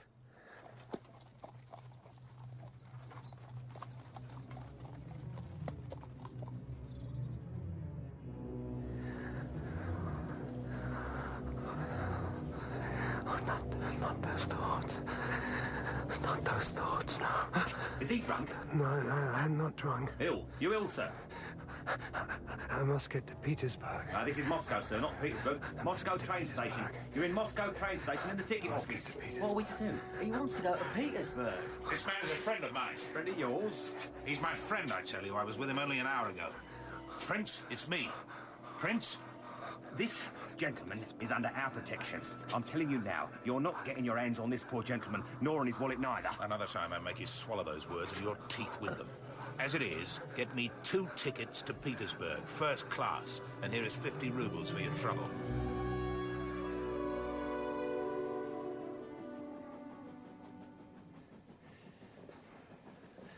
Thank God you were there. Yes. Sometimes even a devil does a good deed by accident. I followed you. I was there because I didn't trust. I was checking up on you. And we won't talk of that. We won't talk of anything. Rest. I'd been standing at the ticket office a good while. I'd been standing thinking I must buy a ticket, but it was all so complicated. I thought I must reach into my pocket for the money. I must use my hand to reach into my pocket. I looked at my hand, I looked at it, and the word hand came to me. I knew it was my hand. I knew what hands were for. Shall I fetch a blanket? There must be blankets on this train. It seemed strange to think that by an effort of will I could move this object, this hand, but that I could not move, say, the handle of the door by an effort of will. One thing was animate, one thing was not. Are you listening? One thing was animate. Can I feel your forehead? Yes, but you must be careful how you touch me. I am explosive. I could fly apart into the least provocation. I will be good. You're a good boy. It isn't a fever. I feel so lost. And you wonder sometimes if this world is real. No. All our perceptions are like the flimsiest piece of paper. And through that paper one can see something. One can see something moving, the shadow of something, and your whole being is suffused with dread. It will break through. This monstrous something, it will break through. And what will survive after its terrible manifestation will not be you. Are you going to have a fit? Is that it? And then, just at that moment of greatest fear, clarity comes. Total, as though one had lived all one's life at half power in eclipse, to find suddenly that all the veils are lifted, all the doubt is gone, and there, at the heart of everything, this light. It is not like light. It is not like light. No, it's not. God. Keep talking, Prince. Look at me. Look at me! No. No.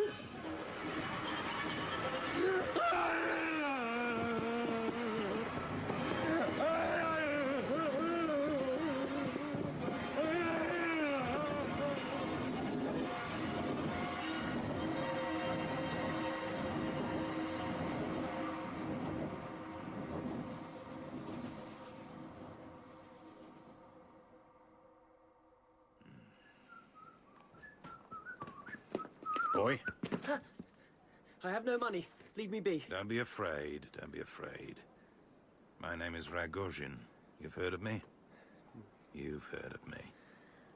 And you're Ganya's little brother, aren't you? I am, in fact, 3 inches taller than he is. And this is the Yapanchin house. What were you doing at the Yapanchin's house? What were you doing there? You can't bully me. You think not. Well, I'm glad I found you.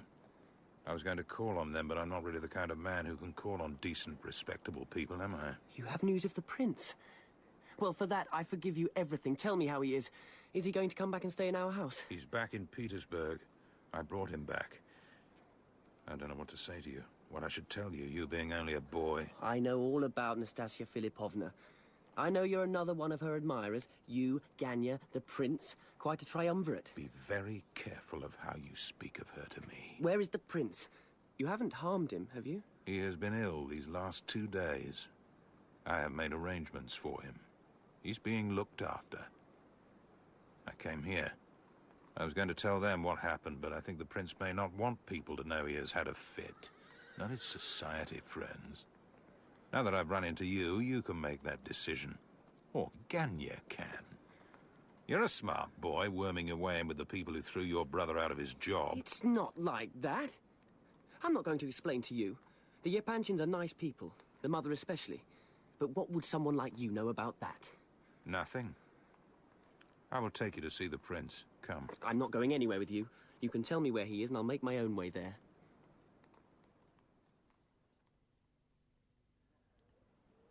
This is not where I expected to find you. Well, he's actually been very kind. Lebediev? Ragozhin must be paying him a fortune. Oh, I don't like to think of you being here. What do they feed you on, for instance? Oh, a lot of nice soup and bread. Now, don't worry about me. Tell me about yourself. You look a bit, older, I suppose. I'll give you my news. Varia, once Ganya's wedding to that woman was off. Speak gently of Nastasia for my sake, if not for pity's sake. I said nothing about her. But what a man thinks is his own business. And God's. I'm an atheist. To continue, Varia, once all that was out of the way, got herself married. That is good news. Married to the first fool who asked her. A moneylender, if you like. And how is Ganya? Ganya is out of work. General Yapanchin was very angry with him for not marrying Nastasia Filipovna, so he lost his job. Did you give her back Ganya's money? The money she tormented with him in the night of the party? I gave her back the money. I thought well of him for doing that, throwing it back in her face. Mind you, he curses himself for having done it now. I am sick of people. What is wrong, Collier? My father was in the debtor's prison, if you must know. He signed a positive blizzard of IOUs, and then they all came looking for their money. What could we do but ask Varya's husband for help?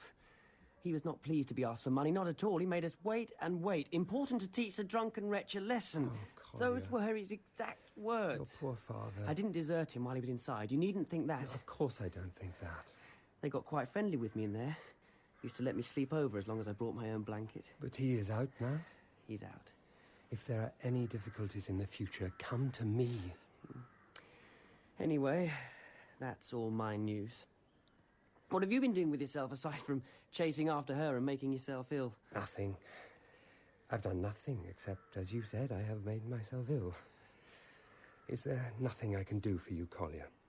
You could do me a favour. A serious one. Yeah. You could try and talk a little sense into my father. You could keep a bit of an eye on him when you're better yourself. I have an idea. This is a large house. I will ask Lebedev to take your father in for a week or two. We will convalesce together. Oh, thank you. Thank you. It will be such a weight off my mind. The fact is, I haven't been to school in weeks, and my exams this summer are rather important. What's it like, having a fit? Like fainting? No. Sorry. I could bear the fits. I could bear with them. It's just that I'm afraid that one day I will not get back into my body. Not properly. It's like having a great fire in one's mind, or in one's brain, rather. I'm afraid that one day there will be such a conflagration that I will be swept away. I will be burnt down to nothing. I will be left just sitting in the ashes. An idiot, without reprieve and without hope. That is my fear. That won't happen. What you need is a bit of sense, and if you haven't got much, you should listen to those that have. Me, for instance. 1,000 apologies. Distinguished guests come to ask after your worship's health. We are trying to have a private conversation. Look at him. And we were told he was on his deathbed. Sorry to disappoint you. Miss Aglaya, this is particularly kind of you. Oh, not at all. Is he married? Is he married to that woman? No. Is he quite sane? Mother. My dear friends, the sight of your kind faces is enough to restore me to complete health. Come into my arms! Come into my arms, Prince. Oh, what a restoration! Who in the world is this? My father. Here is the boy I dandled in my arms. Is he indisposed? Sir, is this any condition in which to visit an invalid? Madam. You should be ashamed of yourself. Come, sir. What you need to do is to lie down. What would your poor wife say if she could see you in this state? I will be back in a moment, Prince. Kolya, could you take his other arm? You'd better go and help her, Collier. I hardly had a chance to talk to you before all these people arrived. We will talk later. Oh, all right.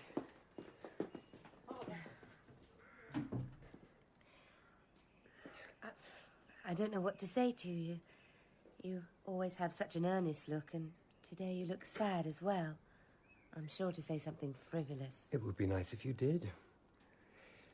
Tell me how your sisters are. Alexandra has formed an attachment, to use that stupid phrase, with a young man called Radomsky, which is a relief to my mother with 3 great-grown girls in the house. Of course, it's all we are good for, to be married off. Oh, and the best of it all, of course, is that he is rich. Well, it's not a crime to be rich. Yes, it is. At least I would have supposed you would think so. I've hardly asked how you are. Poor Collier asked me that before, and I'm afraid I gave him a very gloomy answer. I'm always a little dejected after a fit. Perhaps you should not have gone to Moscow. Have you ever felt that if you spoke to someone directly from your heart, that they must understand you? I spoke to them both, but what did it achieve? I may well have made matters worse. Perhaps I should go back to Switzerland. I have a friend there who runs a little village school in the mountains. He might find a little work for me. You mustn't leave us. We are your family. I'm full of weakness and self-pity. How long do you intend to stay in this place, with these people? Lebedev is not a bad man. He's not a good man either. He likes to make mischief, primarily because he likes to see what will happen. He thinks of himself as stirring a stick in an ant's nest.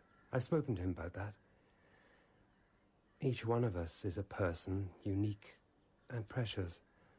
Though I know that is a cliché, I'm glad it is one. Some things need to be repeated again and again in order for us to first hear, and then perhaps to believe them. You're smiling at me. I think of you as a quiet kind of man, and yet every time I see you, you begin on one of these long speeches about life and people and so on. I like it. It's because my spirits are lifting. Thanks to you. Prince, come quickly, now. What's happened? See, you have another visitor. Prince, what a popular chap you are. Aglaya, go and sit inside. No. Do you know who it is? I do. Lebedev, did you ask her here? Dear Lady Descend, here are a host of old and new acquaintances. Good afternoon. Nastasia Filipovna, allow me to introduce Mrs. No, I won't get out, Lebedev. I'm quite comfortable as I am. You need a haircut, Prince. Mrs. Yapanchin, we've never been introduced. Nevertheless, may I take the liberty of speaking to you? I am Nastasia Filipovna. Of course, you must have heard of me. Really, Prince? Excellent. Well, I have heard that your daughter Alexandra, hopes to marry a Mr. Radomski. Oh. Is that correct? I know he gives the appearance of being a rich man, but he is, in fact, horribly in debt. Oh. As a favour, I could ask Rogozhin to buy up his IOUs, if you like. Would you like me to do that? I'm afraid I don't understand a word you're saying. I also speak French and German, if that would be a help. You're back in Petersburg. Yes? Where are you living? With Rogozhin? Yes. So I would advise against you making a social call. I heard you were ill. I came to see you, but you have so many friends. Darling people, I'm very, very busy at the moment. I can't stay, but thank you for your warm welcome. I will leave it to another occasion to express my full thanks to you all. Especially you, Lebedev. Driver? This is the final straw. You brought Nastasia here, didn't you, Lebedev? You were hoping for a scene. It's not a good idea for you to get suspicious. That's how a lot of the real loonies start. Afraid to eat their soup for fear of poison. Oh, brace up, Prince. Just a little harmless fun. And never mind Miss Aglaya. You needn't worry about the prince here. He's free of Nastasia now. She's made her choice, so you are free to make your move. I'd get going, though, miss, if you want my advice. He's a bit more elusive than he should be, the prince. How dare you talk to me like that? I am a man of courage. Prince, will you say nothing? I will say something. We are leaving immediately. Immediately. We came here in a spirit of compassion and have been grossly abused. Aglaya? I am happy to leave. In fact, if you do not call for the carriage immediately, Mother, I will simply start to walk back to Petersburg. No, Mrs. Yapanchin, please don't leave like this. I'm sincerely sorry. Did you have that to it's stand there with your mouth open like a total ninny? Are you so moonstruck by her? I'm very sorry. I see now. It is more than pity you feel for her. Do you deny it? No, don't deny it. I came here to see you.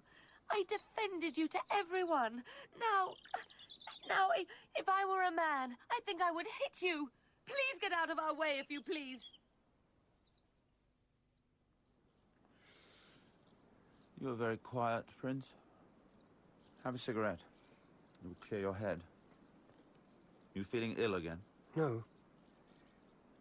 After the fit, for some time, you feel at peace. Not perhaps in a nice way, but as though one's soul and one's body was muffled. I was in a little cocoon until yesterday. Having all those visitors woke me up. I'm halfway back to the world now. So you emerge like a butterfly. Or maybe a homely moth. Well, Prince, let me warn you to beware of bright lights. They will dazzle, and then they will burn you. I'm not a butterfly. I'm nothing new. I'm the same man I was before. Sometimes I long to be transformed. Have a cigarette. I'm not Collier. All this philosophical stuff is wasted on me. What a good boy he is. He's young, that's all. You mistake ignorance for innocence. Now you are being philosophical. For me to be straightforward is very hard. I have the soul of a corkscrew, though I do not drink like my poor old father. Let me be straightforward. And you, Prince, you are to answer honestly. Will you? Of course I will. Of course you will. What a thing to say. But you can say it, can't you? What is it you wish to know? Simply this. Nastasia Philippovna has made it clear that she will not marry you. Is that the case? At the moment, yes, that is the case. She's a very proud woman. All those who have been crushed and rise up can outdo Satan in their pride. She's living openly in his house.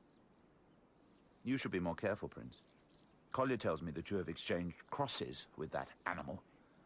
Do you seriously think that will protect you from his jealousy? What do you want to speak to me about? I have abandoned all hopes of Nastasia. I am thinking of another woman. Can you guess whom? Miss Aglaya. What did you say? Speak out. Miss Aglaya. Indeed. So, very simply put, are you in love with her? I regard myself as her friend and brother. She was very angry after the visit yesterday. Lebedev told me what she said to you before she left. She was angry. Did you write to her to explain, to apologize? I thought of it, but no, I did not write to her. It is ridiculous that such a man as you is my rival at every hand's turn. I do not consider us to be rivals, Ganya. The instant I heard what happened, I wrote to her. It seemed an excellent opportunity to ingratiate myself with her. Perhaps it was a little contemptible to write about you in the way I did. I put the worst gloss on your behavior I could, especially with regard to Nastasia. And all the while posing as your dear, concerned friend. Her reply was very interesting. You were surprised that she replied to me? And so quickly? You were thinking of the last letter I wrote to her before all this. The one you read aloud to her. The one you both laughed over. Nobody laughed, Ganya. You know this. I had thought we were friends now. Would you like to read her letter to me? No. No, it wasn't all bad. She said that probably you couldn't help yourself. That you were trying to act the part of the holy fool when anyone could see that really you were just an idiot, a freak of nature, beneath contempt, but not entirely beyond pity. She wrote that. About me. Does it hurt you? The words are very wounding.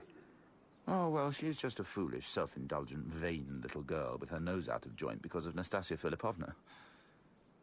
Miss Aglaya is a very pretty thing, but in comparison with Nastasia's beauty. Women take those things so much to heart. She is jealous. Now is the ideal time for me to make my move. I don't think you will ever have much success with Aglaya, Ganya. That is my honest opinion. She is attracted to me. I know that. Perhaps that is true.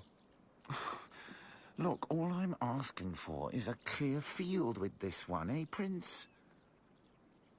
I'm not saying my motives in writing to her were very kind. In fact, they were mean. They were very mean. I'm sorry, Prince.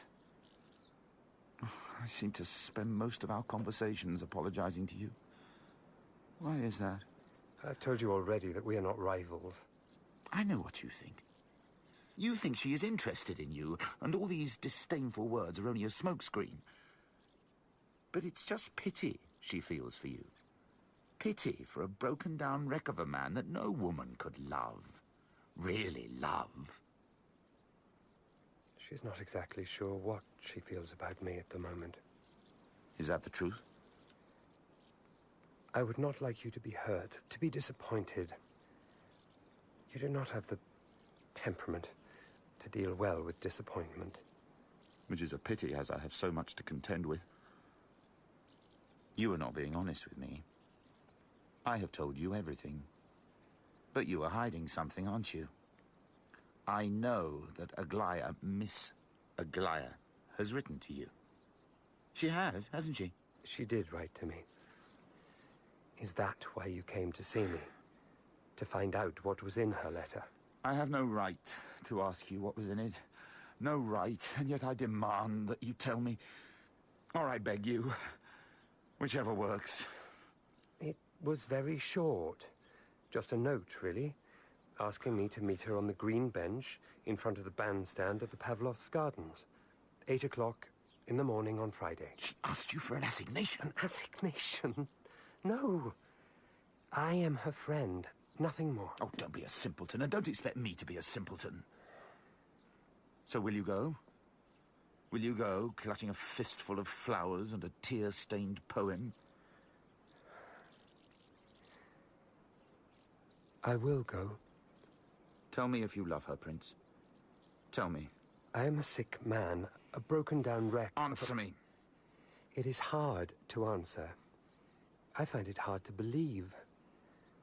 I didn't know until yesterday. She was talking to me, and I felt suddenly this hope, this elation. It was a shock. Yes. I love her. I do believe I really love her. Damnation!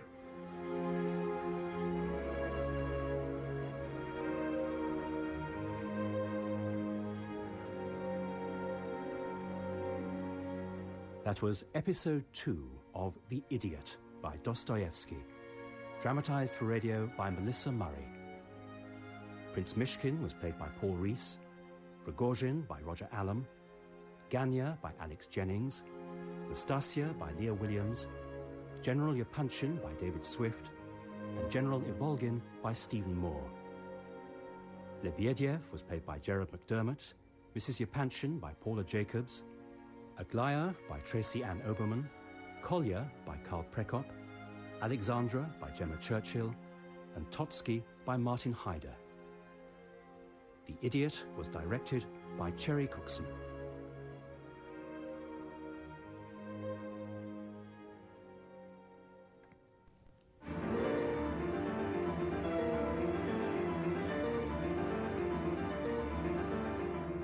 The Idiot by Dostoevsky, dramatized for radio in 4 episodes by Melissa Murray, with Paul Rees as Prince Mishkin, Alex Jennings as Ganya, Roger Allam as Rogozhin, Leah Williams as Nastasia, David Swift as General Yapanchin, Paula Jacobs as Mrs. Yapanchin, and Stephen Moore as General Ivolgin.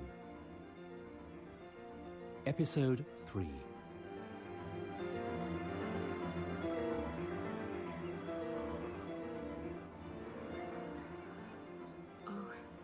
Seems a shame to wake him. Prince. Prince. Do you expect me to bend down and kiss you awake like a fairy story?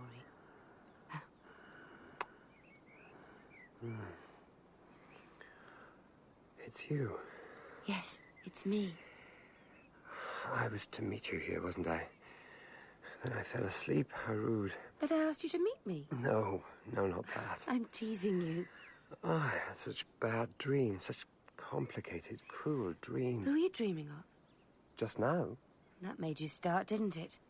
I know very well who it is. What's she like, this Nastasia Filipovna? As though I want to know. Fascinating creature. How banal to be a fascinating creature.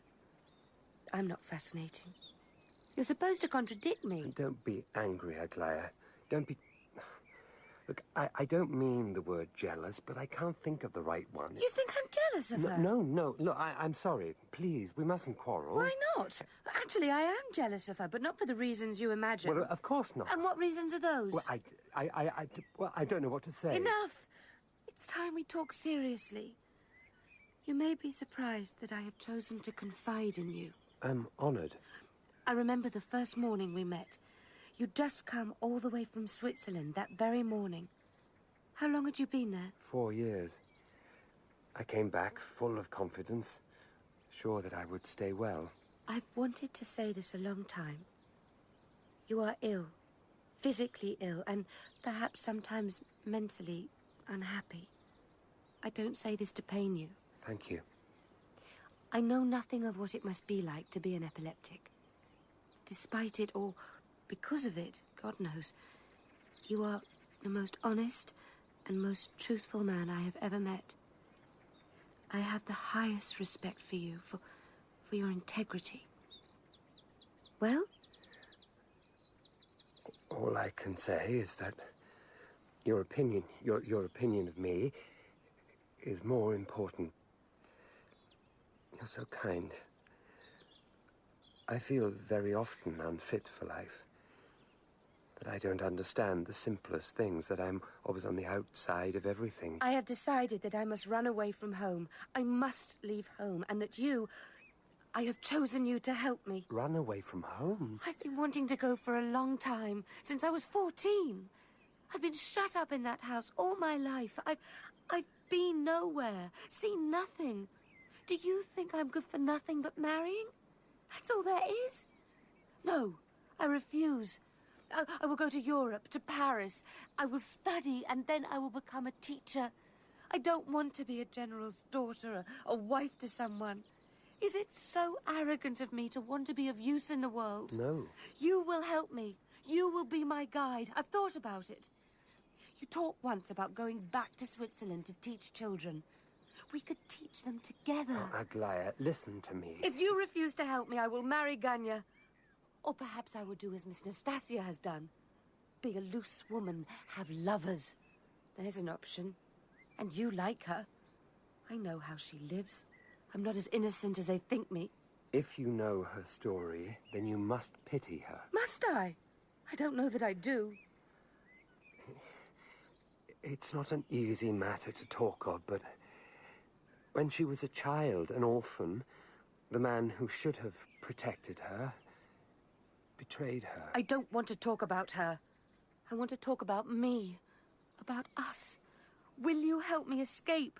Why did you think I asked to see you? Did you think I was in love with you, and that this was to be a romantic assignation? Perhaps I was a little afraid of that. Perhaps I hoped. If you do not help me escape, do you know what I will do? I will marry Ganya. Not just because it would infuriate my entire family, but also because I find him very attractive. Physically attractive. There is something about his mouth and his hands. I love his hands. Oh, Aglaya, you will never marry Ganya. Is it true that you propose marriage to her? Yes, it is true. You must love her very much. No. What I feel for her is anguish. She's so driven. Her only pleasure is in her continual sense of shame. She revels in it. It's an act of revenge, but no one is wounded except herself and that unfortunate soul Dragoshin. He's the one she's living with, isn't it? I tried to speak with her. Oh, men love to preach at us. I couldn't find the words to say to her. Everything I did say offended her, patronized her. I failed with Nastasia. Do you know she has taken to writing letters to me? Letters to you? But yes, she writes to me. She tells me how much she envies my sweet innocence, my lovely, carefree life. She adores me from afar. I know how she adores me. Like a pretty doll she would like to tear to pieces. She says the happiest day of her life will be on our wedding day. Our wedding day? Is that so impossible to imagine? It might have happened. That you and I fell in love. It could have happened. Prince, I am so unhappy. What can I do? You would have married her. She has refused me. Only because she thinks you don't love her. Convince her that you do and she'd marry you. She'd marry you without a moment's hesitation. Have you told her that you love her? I would gladly give my life to restore her peace of mind, to make her happy. But I cannot pretend to love her. And that would be infamous. It would be infamous to say that I loved her when I do not. Not in that way. Perhaps I'm not capable of that kind of love. That's ridiculous. No, it is not. Well, just lie to her. People, normal people, do it all the time. People lie about love or are silent when they should speak. It would be best for everyone if you were to go to her and lie. You must be prepared to make sacrifices. Not all the things we must do in this world are pleasant and agreeable. Not all of them make us glow with self-righteousness. You do not understand how proud she is. Or how vain you are of your virtue, your goodness. Is that what you think of me? You've gone very pale. I'm not fit to be any woman's husband. Only with Nastasia. Her situation was and is so desperate. So desperate. That marriage even to you were preferable. If I'm wrong, tell me I'm wrong. Here is her last letter to me. Take it and read it. Read them all. I will marry Ganya. I will marry him. I long for our wedding night. Let us walk. Let us walk among the trees and calm ourselves. Oh, no, Aglaya, if only I could tell you. I am a bigger fool than you, Prince. But you will see. I at least will outgrow my folly. In 5 years, you will not recognize me. I will be like everyone else. No one can save me from that, it seems. No, don't touch me. Don't look at me. I'm leaving. Here are her letters.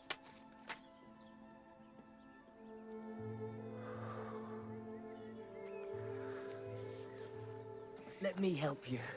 Kolya, what are you doing here? Being a nasty mixture of a spy and a nursemaid. Her mother, Mrs. Yapanchin, who may be ridiculous but is a good woman, asked me to keep an eye on her. On Miss Aglaya. Plenty of stormy scenes at home at the moment. Threats, broken china, slammed doors, dresses being thrown out of windows. She is very unhappy. Well, that's not a unique achievement, is it? It's enough to make one a misogynist. If you're an old man and ugly and drunk, no one gives a damn. But if you're a pretty young girl... Come on, I'm under instructions. Mrs. Yapanchin thought she might be going to meet you. She wants a word. Lots of words, probably, and plenty of wet handkerchiefs. She's a great one for crying, our Mrs. Yapanchin. Come on.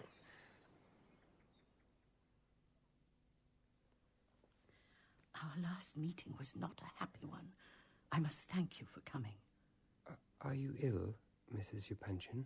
I'm quite well. Your voice... My voice. My voice is the condition of modern Russia. I am afraid to speak. I am afraid to speak in my own house. I have to hide away here in the morning room like an assassin in order to have a conversation. I am afraid, sir, of my own daughter. What did she say to you? I cannot tell you all of the things we talked of, Mrs. Yapanchin. Have you and her... have you come to an understanding? No. In fact, we quarrelled. May I speak frankly? You are not an ordinary man, not by any means. And for that I love you, as your friend, as your relative, but as Aglaya's mother... No, you needn't say more. There's no need, I assure you. There's no need.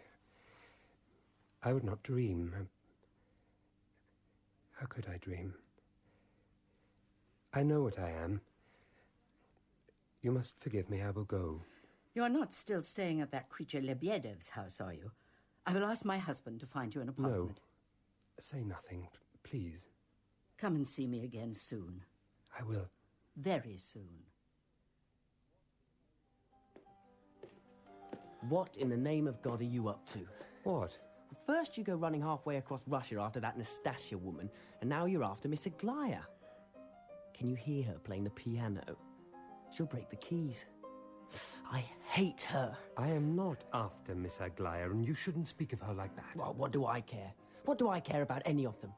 I tell you what will happen with her, with Miss Aglaya. She'll squirm and whine for a while, but in the end she'll do what's expected of her. She'll marry some idiot. Not like you. Someone ordinary. And that's what most of us come to. I'll get a job in the civil service and drink vodka at the weekend. What's wrong, Kolya? I just got a nasty note from Lebedev. He wants you to come immediately. It's something to do with my father. He says my father has disgraced himself and that he's run away. Are you coming? Can you tear yourself away from all these women? I'm coming.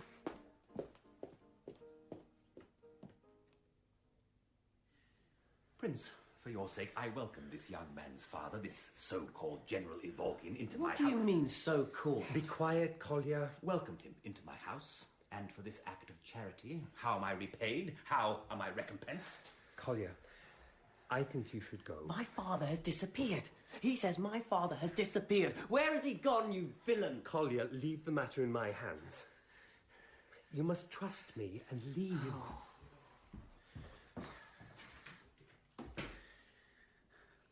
I am sorry about this business. I actually am. I like the boy. Still, the fact is, I am not a rich man. 400 rubles is a lot of money to me. 400 rubles of my money has gone missing. 3 months' wages. What do you say to that? What is your princely opinion of that? It is a lot of money. 400 rubles goes missing, and at the same moment, one drunk old soldier goes missing. Would you surmise a connection, Prince, between the two events? My job. My humble little job I resigned weeks ago when you came to live here. Mr. Rogozhin insisted that you have someone looking out for you full-time, 24 hours a day, looking out for you and reporting back to him. I didn't know that. I was specifically told not to tell you. I don't know that I like the idea of someone reporting back on me. He has to keep tabs on you, doesn't he? Can't have you floating about like a loose cannon. And there's always the chance that Nastasia might take it into her head to marry you after all. And don't suggest that you might move somewhere else, because that would take away my only source of income. Could you do that to me? I've nothing, no one, orphaned. And now my money's gone. Have you honestly lost 400 rubles? Lost? I don't think I said lost them. I don't lose money. I lose my temper. I lose my peace of mind. I lose my self-respect. But I do not lose money. If this is a game, it is a very cruel one. I have been robbed. I went to bed last night. The money was in my overcoat pocket. And this morning I woke up and it was gone. Were you drunk when you went to bed last night? Yes, of course I was drunk. That has nothing to do with it. But perhaps you put it in a drawer, the money, or it fell out of your pocket. Have you looked everywhere? I have searched every nook and cranny. I have searched the maid down to her shift. Nothing. The money is gone. The money is stolen. It is a terrible accusation. It is a terrible situation. What am I to do, Prince? Where is the General now? I don't know. Why do you keep talking about him? I am the victim. You should want to help me. How can I help you? We are both generous men, you and I. But you see where my generosity has taken me, Prince? You mustn't tell anyone about this, especially Kolya. I will help you if I have your word on that. And what does this help of yours consist of? I will give you the 400 rubles. You will give me the 400 rubles? How generous. Do I look like a beggar? I am asking you a sincere question, sir. Do I look like a beggar? Not in the least. Perhaps I phrased my offer a little crudely. I meant, of course, to say that I would undertake to return the 400 rubles that have gone astray. That have been stolen. We will not quarrel about that. Now, this noble, this inestimable prince will decide if I can quarrel or not. I am an independent man, sir. A proud man. Will you really give me the money? Yes. Find the old general first, and then we'll talk terms. I'll be back here by nightfall. I want to confront the old sinner.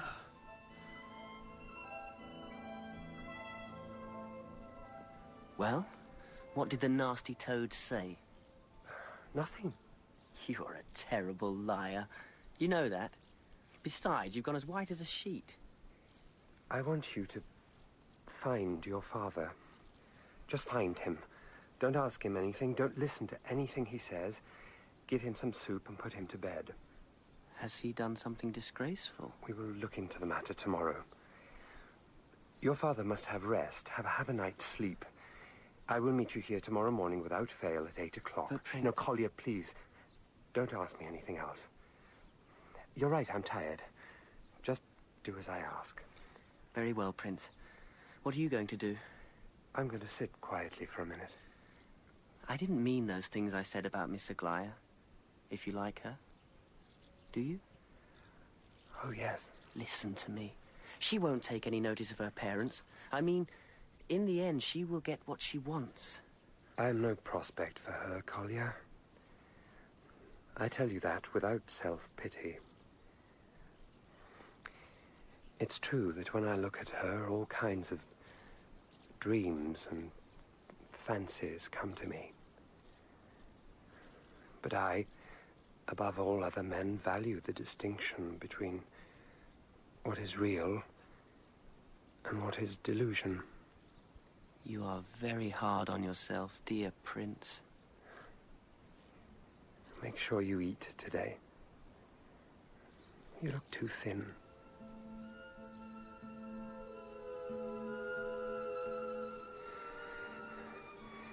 Will I read Nastasia's letters to her?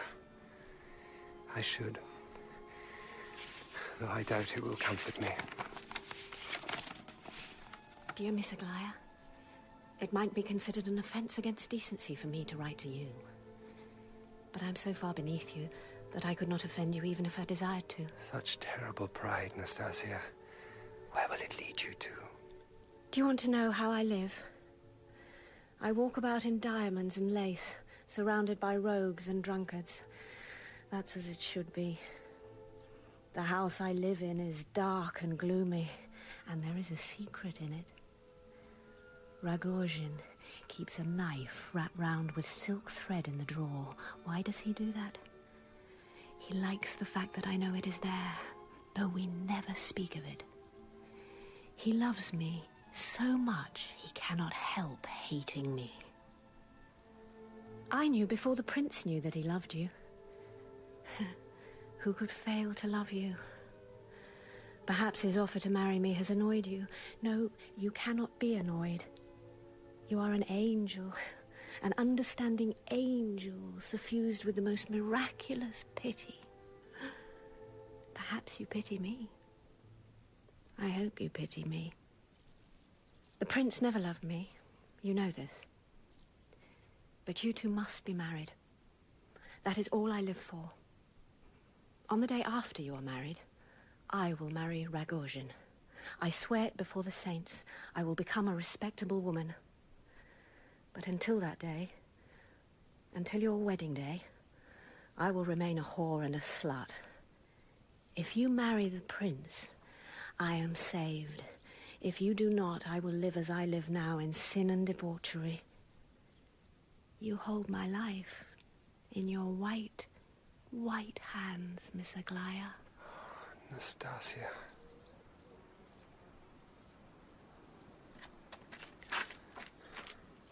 Hello? Is that you? What are you doing here?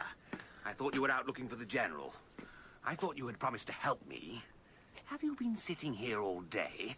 Do you know what time it is? Do I know what time it is? No, but I can see that it's evening. Have you found the general? Have you found my money? No. Have you just sat here all day? All day, but now I must go. To find him? No, to find her. I have to speak to her. I have to tell her what's in my heart. Who, Mr. Glyer? If Collier returns, take a message.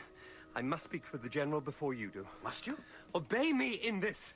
Tell me what you are planning to say to Mr. Glyer. Tell me. No!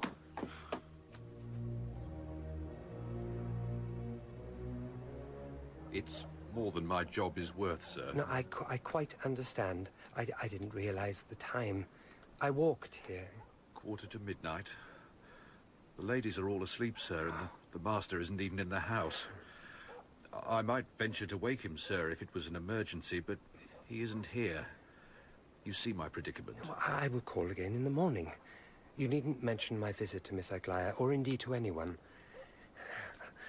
They will think it very eccentric, me coming here at this time of the night. I have to tell them, sir. Quite.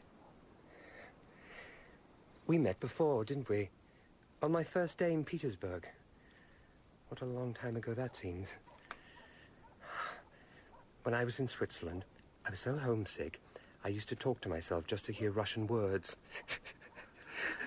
I felt so well then.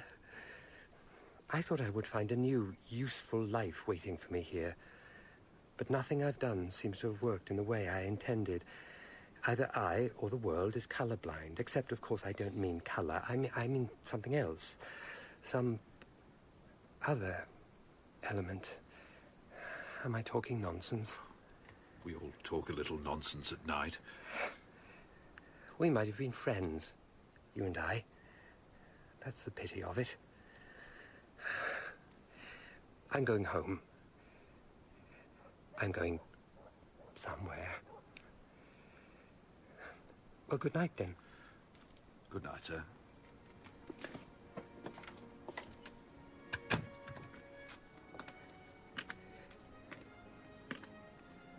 I behave exactly like a clown. I wish I was on a mountain and could breathe air. It's me. It's me. I'm not an apparition. And if I was dead, I'd hope you would greet my poor ghost kindly. Nastasia, what are you doing here at this time of night? I am a witness to your impending bliss. Let me kiss your hands. What are you doing? No, get up. For God's sake, get up. Are you worried about my dignity? I have none. If you're worried about my dress, well, I do not pay for my own clothes, dear Prince. You know that. But tell me this. Tell me this one thing. You have been with her, the beautiful Miss Aglaya, in the bosom of her family, all this evening. Did you talk? Did she play music for you? Did you speak tenderly to her? All of those things? All of them? Are you happy? Are you quite delirious with happiness? Answer me. Grant me one word from those tender lips. You have a mouth like a woman's. Nastasia, please, get up. Come on, get up and we can talk. We have nothing to talk about. Goodbye. Oh, wait, Nastasia, please. Easy does it. Easy does it. Rogoshin. Let her be. She's all right. There's a carriage waiting for her around the corner. And don't worry about the future, any embarrassing incidents. I told her today, no more letters to your lady friend. I put it to her bluntly. She wanted to see you one last time, and I granted that because I am a generous man. What did you think of them, by the way, her letters? She writes well, doesn't she? I laugh when I read that bit about me and the knife. Which is true, by the way, in case you think she's mad. She's not mad. No more than I am. You read those letters? You haven't a clue about anything. Well, I'm off home to my bed. To her bed. My little bird fluttered back to me in the end. You didn't answer her question. Which question? Are you happy or not? No. No, I'm not. I didn't think you would be.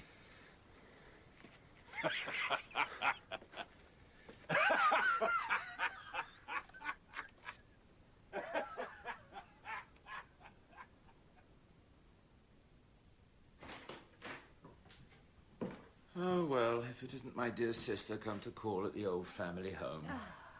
This is a very early morning visit. So early, in fact, that I haven't managed to find my way to bed yet. It's 7 o'clock in the morning, Ganya. You're disgusting. God, isn't it enough to have a drunk for a father without having a brother who won't work? Do you know what my husband says? Do not mention your husband. I ate oysters last night and am not feeling the better for it. I'm glad you're awake.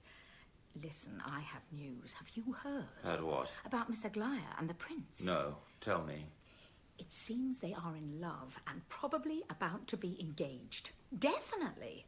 Her sister's told my dressmaker, who is also their dressmaker. I thought you would want to know. So... well, that's that. That's the end of it. I'm glad to see you so philosophical. I have been doing my best to get friendly with the Yapanchin girls for your sake. I think Aglaya the worst of them, frankly. Wayward and vain. I never thought she would make you happy. Neither did I. But I did want to marry her. And not altogether for the money. It is all of a piece with the rest of my life. I was born with an ambitious soul. I'm a clever man, of course, but I would prefer to be a genius. I am infected with the desire to be bold and original. They're engaged. As good as. Well, I have to go. I'm to meet the prince at Lebedevy's this morning by a happy coincidence. Some new disgrace involving our dear father, apparently. Why I have to go, I don't know. Collier insists. I will be able to see the blushing bridegroom for myself. The man is a joke, and she is a bitch. Poor Ganya. I do feel sorry for you. You have had very bad luck. To lose both of them. Nastasia to Rogozhin and now Aglaya to the prince. One a semi-criminal and the other a semi-invalid. That's salt in the wound. Do you gloat, or do you sympathise? Both. Well, I better go and see what this nonsense with father is all about.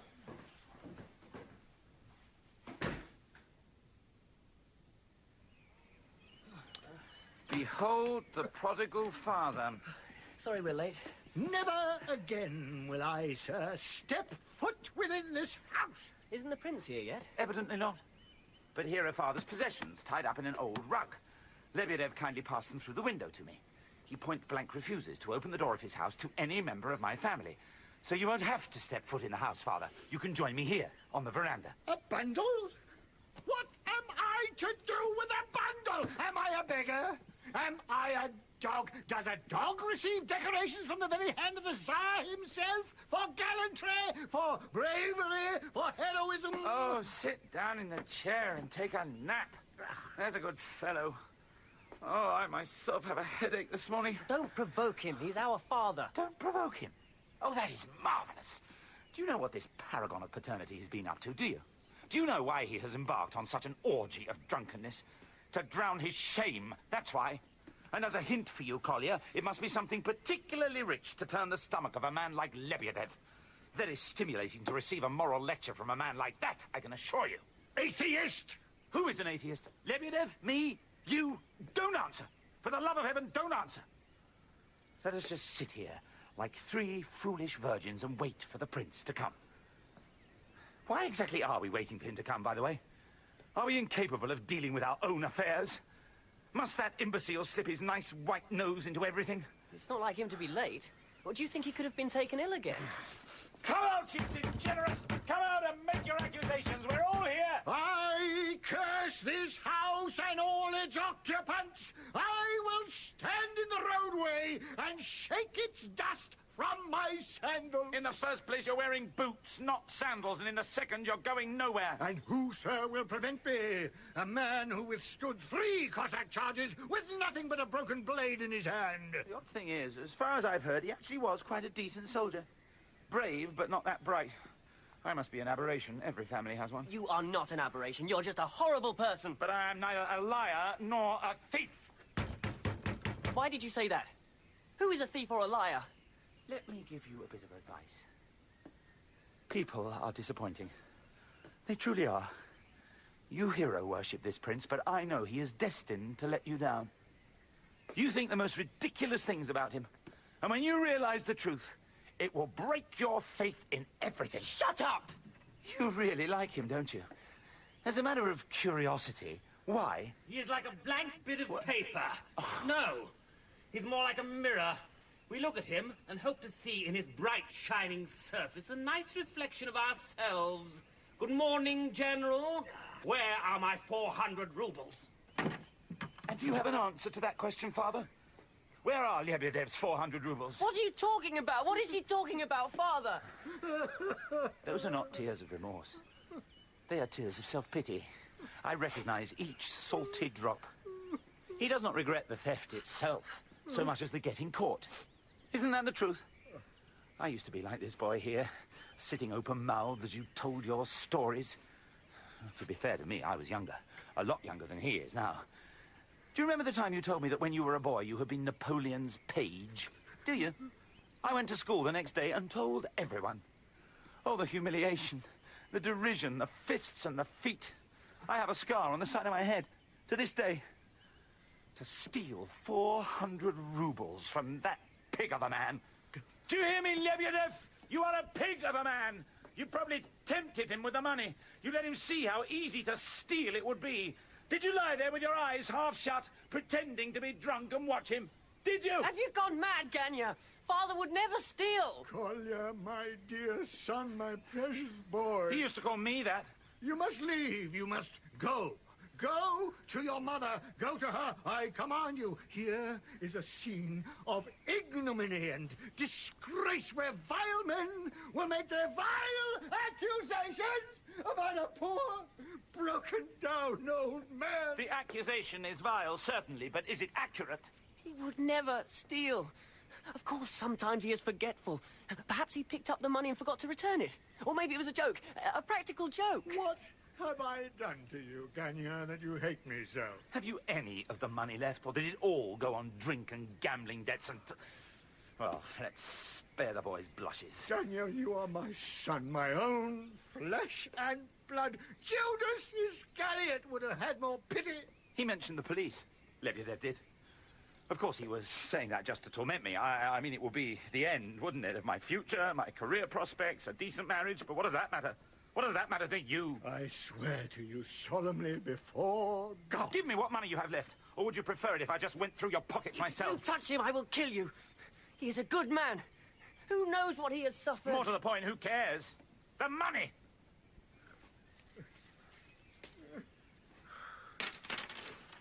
Less than 100 by the look of things.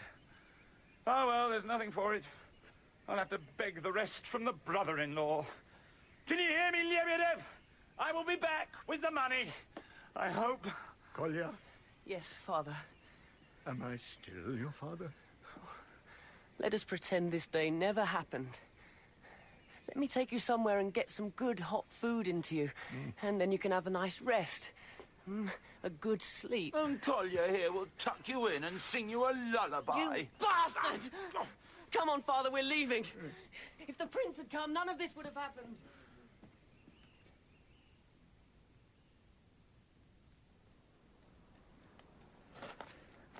Excuse me, sir.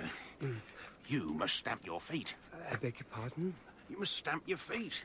Frostbite. It might be spring by the calendar, but it's winter all year round for the homeless, sir. Yes.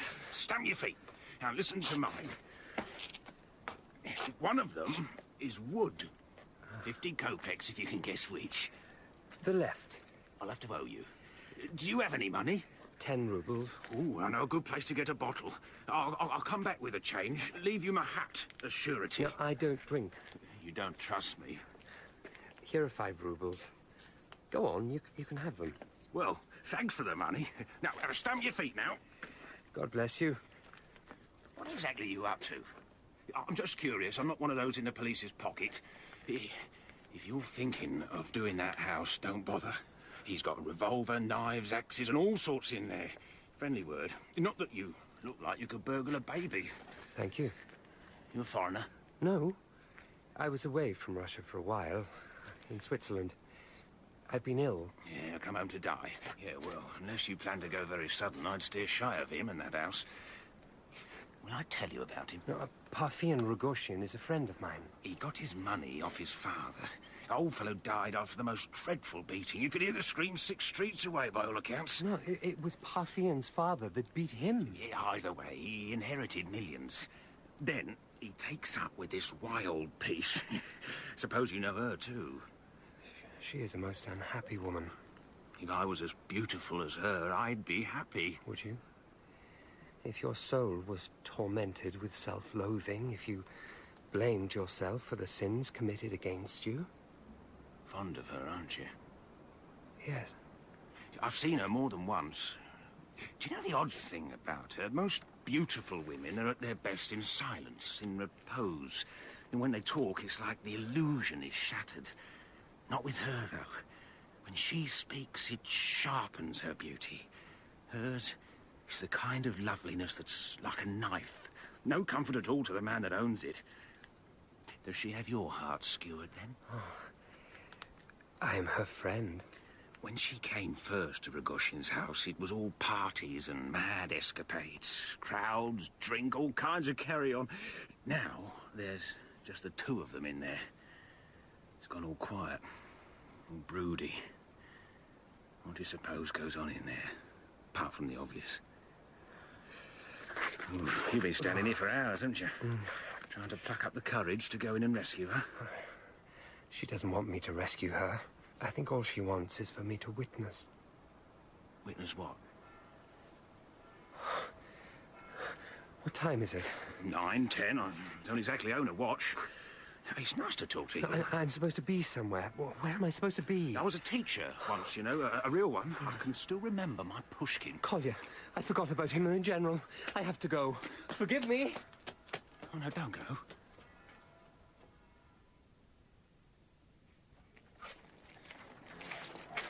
We'll be home soon. Oh, come on, Father, keep walking. We're only 100 yards away. What did I think when I was a young man, the pride of my regiment, the beloved of women, that it would come to this, that I would come to this? Vanity! Oh. Vanity! All is vanity! Look where you're going. People are staring at us. Yes, they are staring. They are seeing the mark of shame that is branded upon my forehead. Oh. You, sir, yes, you can read what is written on my forehead. Here is a dead man, a disgraced man, a man whose soul is vanquished. Oh, take me to a cemetery and let me lie in peace. Come on, Father, please. You and your mother will come to my grave. Little Nina. I called her that long ago. What an angel. What a long-suffering angel your mother is, Collier. Don't cry, Father. Please. Do you know what is the most extraordinary thing in all my life? It's the time you led the charge with just 16 soldiers against the Prussian guns. The most extraordinary thing in all my life is that you, my son, love me. How am I to account for that? I am disgraceful. I am a sinner. Listen to me, Collier! I am listening. I will tell you the truth. Come closer. What is everyone shouting? No one is shouting. Oh, my beloved son. What's wrong? Get up! Father! Collier, what's happened? Go away! Don't let me help you. I'm sorry I wasn't at Lebedev this morning. I should have been there. I know. No, General, can you hear me? Oh, drunk, is he? It looks like some kind of fit to me. Maybe it's one of those, what do you call it, epileptics? No, it's not an epileptic fit. Are you a doctor? Make way for the doctor. Collier, let me help you to carry him. Get away! Please. This man is not a doctor. He's nothing. He's a fraud. He is a liar and a fraud. Where were you this morning? If you'd have been there, none of this would have happened. Get away! Get away from me! You're too late to help him now. Collier, I'm more sorry than I can say. Where were you? Let's get your father home and then we can talk. We can't talk. We will never talk again. Will somebody help me, for the love of God? I will. And you, Prince, you can go to hell.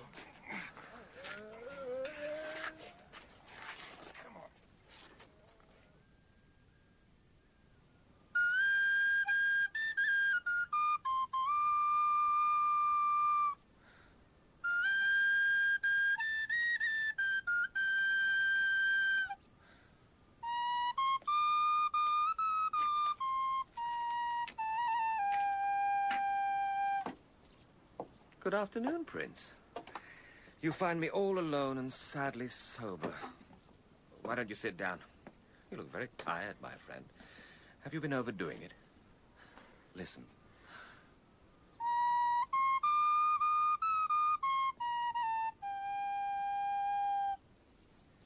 I am inordinately fond of music. You're surprised. You were surprised that such a man, such a squalid little insect, a cockroach, could have any appreciation of the finer things of life. No. You're not surprised? I don't think that much about you. I don't decide in advance what you're likely to do or likely to be. That now is the first hard thing you have said to me. Am I really only a minor character? I don't think I can bear to have that kind of conversation now. I know. Let's talk of something more cheerful. Do you hear these scientists can send an electric current through a dead thing's muscle, and it will twitch and move as it did in life? That's hell for you. Dead, but going through the motions. Why must we think more of hell than of heaven? Lebediev, I had promised already to give you the money. How could you torment that poor old man? And the oddest thing of all is that I like him. I do, sincerely. I was offended that my 400 rubles went missing, was stolen. I could say that I did it to teach him a lesson. Another time he might have got into real trouble. But it's all excuses. We are cruel simply because we can be. You weren't here to stop me. I relied on you stopping me. And it would have been nicer if someone had stopped Ganya this morning. He was worse than me. Where were you? I was... Yes? I was standing about Rogoshin's house. I stood outside his house and prayed that he and Nastasia would be safe. I'll have to tell him that. Not sure how he liked the idea of being prayed over. I think I will have to leave them to their fate now. Nastasia's made it clear that she has chosen him for good or ill. So, you've decided to go for the blonde one. Miss Aglaya. Lovely, fresh young thing. You should see the look you're giving me. So you love her. How altogether human of you. We'll have you spitting tobacco and drinking vodka next. Maybe. Maybe I will.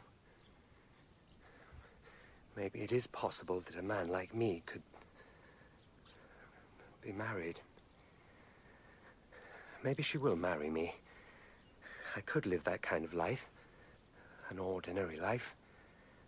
I've been an invalid for so long. Good for you, Prince. I stood outside Rogoshin's house and pictured all the details of a rosy future in my mind.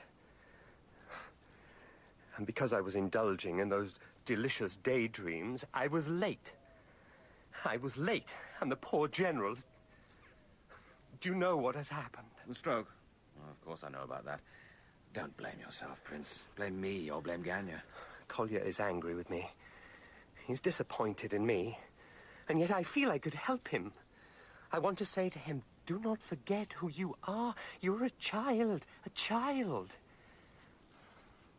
And though it seems as though you're growing up, you're really only growing away from the roots of your being. But hold fast to what you are.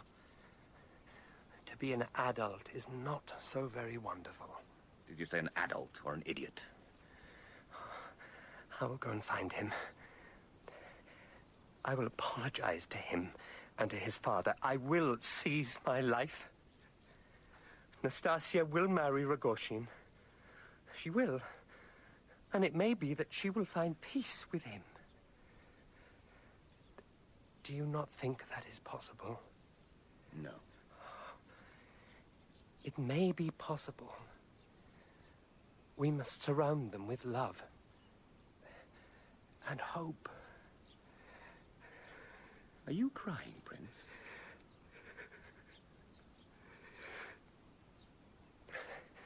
Play a little music.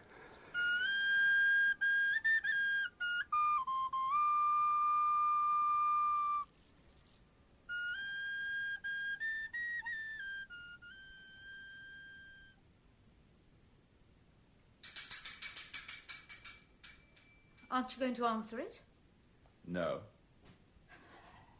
Come in. I'm very sorry to hear. Come but... through. Well, did you come here with ripe words of consolation? How is he? The doctor is with him now. He's dying. But then we are all in that unhappy condition. I may as well say at the outset that I do not in the least blame you. Kolya's attitude is ridiculous. Oh, Ganya. Ridiculous. Besides, the real culprits, if you must blame anything other than his dissolute life, the real culprits are Lebediev and myself. Myself and Lebediev. He harried the old man, I humiliated him. We worried him and snapped at him and howled with pleasure to see him brought so low. Oh, God, Prince. He is in one of his strange moods. Leave us. I have something to say to the Prince that is private. That is how he talks to me, like a housemaid. How is your mother? In front of the icons, praying.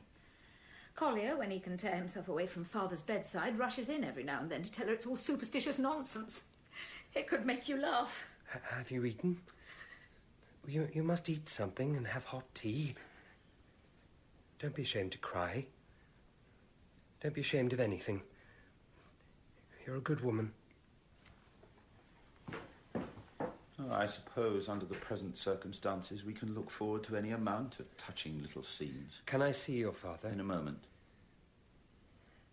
Can you find no words of comfort for me? Your father loved you. And all your harsh words to him, all your mocking words, he has forgotten. When he thinks of you now, he sees the little boy who ran to meet him. The boy he threw up into the air and caught and kissed. He remembers you. He loves you. Ah, you are very good. It is almost a pity. What is almost a pity? Things, of course, are going very smoothly for you. Nastasia has refused your quixotic offer of marriage, but at least you had the pleasure, the credit, of offering to rescue a fallen woman. And for no profit to yourself. Nobody offered you money to do it. Not like they did to me. Don't blame yourself. Blame myself? That you agreed to marry her for money. It was venal of you, perhaps, but that is all in the past. Thank you. And now you are free to marry the woman you truly love. The innocent Miss Aglaya. Isn't that the case? Well, nothing has been said. Nothing can be said. But you want to, don't you? And everybody wants you to. Even Nastasia wants you to. My own feelings are a little more ambivalent. I know you have a fondness. A man does not mind a rival. It adds to the pleasure of the pursuit, but really, are you truly to be compared to me? And just look at us. You are a very fine-looking man. I am more than that, you fool. Do you know what I received as I sat here waiting for my father to die? No. A letter, a most kind letter. Aren't you going to ask me who it's from? Who was it from? Miss Aglaya. Yes, it seems she is not so won over to you as you fancied. Maybe it won't all go as well as you planned. Why don't you say something? Aren't you dying to ask me what she wrote? Ganya, you're lying to me.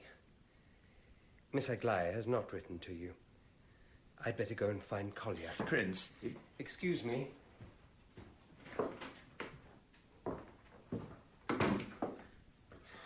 I don't know if I will ever forgive Ganya for how he was with Father this morning at Lebedevyev's. But as far as you're concerned, I have decided in the end to forgive you. Besides, I want you to talk to him. To talk to my father. The others don't like to sit with him much. Hold his hand. I think he can feel it. Are you all right? Thank you for forgiving me. Well, I haven't got many friends. I have to be practical.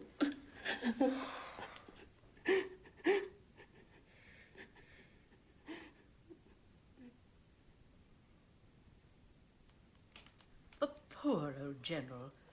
Don't you just feel so sorry for him, Aglaya? Yes. And there is no hope, Prince? Oh, what his wife has had to put up with. Wives are the unsung martyrs of this world. I have no intention of being one, thank you. If anyone is going to burn at the stake, it won't be me. But you still haven't explained what you were doing coming to the house last night at nearly midnight. I mistook the time. When it's pitch black, you can usually assume it's night. Aglaya. Yes, Mother? She's in a very nervous, irritable humour today. Did you read the letters? Whose letters? Her letters to me, the ones I gave you. Yes, I read them. I hope you told her not to write to me anymore. No, I didn't tell her that. But you've seen her. You saw her yesterday. Are you talking of that unfortunate woman? Nastasia Filipovna? Yes, but we won't mention her again. Well, that's two topics of conversation out of the way. sickness and love. What can we turn to next for entertainment? Oh. I saw her by accident. I saw her last night as I was leaving here. She thought I'd been with you here in the evening, and she was waiting for me. No, you are being horribly incoherent, you know. I hope you won't be like that tomorrow night. We are having a gathering, to which, of course, you are cordially, etc., etc. Might I ask you one thing? Certainly. Do not sit or stand anywhere near the Chinese vases. They are very valuable, and I'm afraid you might knock them over. I will stay clear of them. And, insofar as is possible, talk sense. Nobody wants to hear your views on public executions or on the meaning of beauty or economics or whatever it is that pops into your head. Try and talk like an ordinary person. An ordinary person? Is this a way to speak to the prince? Our guests are superior people, sophisticated people, the leaders of society. At least that's what they think they are. Many of them are come with the express intention of meeting you, of forming a judgment of you. They are all in one way or another associated with my family. Do you understand the significance of the event? I think so. I just want you to do one thing. Don't embarrass me. I will sit still and say nothing. No, if you sit and say nothing, they will think you a nincompoop. What a lovely expressive word. Nincompoop. No, you must smile and circulate and say intelligible things. Not intelligent things, intelligible things. If I circulate, I'm sure to walk straight into one of those Chinese vases. Don't tease me. Would you be angry if I didn't come? Oh, you would love me to tell you that. You would love me to reveal my hand, wouldn't you? Or my heart. A sentimental fool like you would love me to reveal my heart. I would. But how am I to do that when all that woman has to do is click her fingers and you will run off? Not even because you love her. You would marry a scullery maid if she was pregnant and needed a father for her child. This is a most indelicate and inappropriate conversation. Prince, you have been invited as my relation to this house. I will be blunt. You're an excellent man in many ways. I hold you in great esteem. But neither I nor my husband wish for any closer tie with you. You are ill. You are odd. I know. It is one thing me insulting him, but I will not allow anyone else to. That is enough, Mamma. You should go now, Prince. Be here tomorrow at 7. Ladies? I will walk you to the door. I will, Mamma, so you needn't wink at me. Will you forgive me? For what? For speaking to you so insolently. I am jealous of her, I won't deny it. And I'm nervous about tomorrow. I want everyone to see in you what I see in you. It's a test. If it goes well, then my parents can't say that you... They can't object to you. I'm absolutely without shame, aren't I? You are kinder to me than I deserve. Go. I will see you tomorrow. Until then. If you were to lean down, I could kiss you.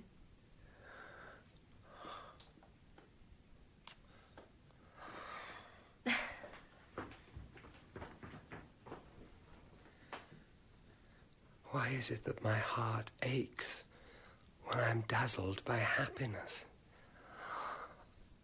She kissed me.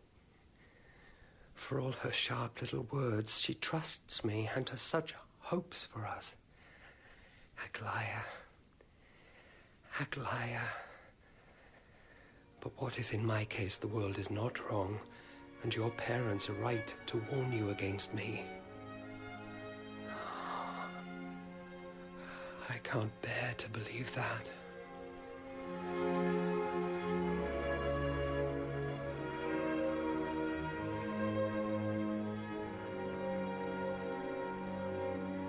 That was episode 3 of The Idiot by Dostoevsky, dramatised for radio by Melissa Murray. Prince Mishkin was played by Paul Rees, Prigozhin by Roger Allam, Ganya by Alex Jennings, Nastasia by Leah Williams, and General Ivolgin by Stephen Moore. Lebediev was played by Gerard McDermott, Mrs. Yapanshin by Paula Jacobs, Aglaya by Tracy Ann Oberman, Kolya by Karl Prekop, Varya by Gemma Churchill, and The Man by Jonathan Keeble. The Idiot was directed by Cherry Cookson.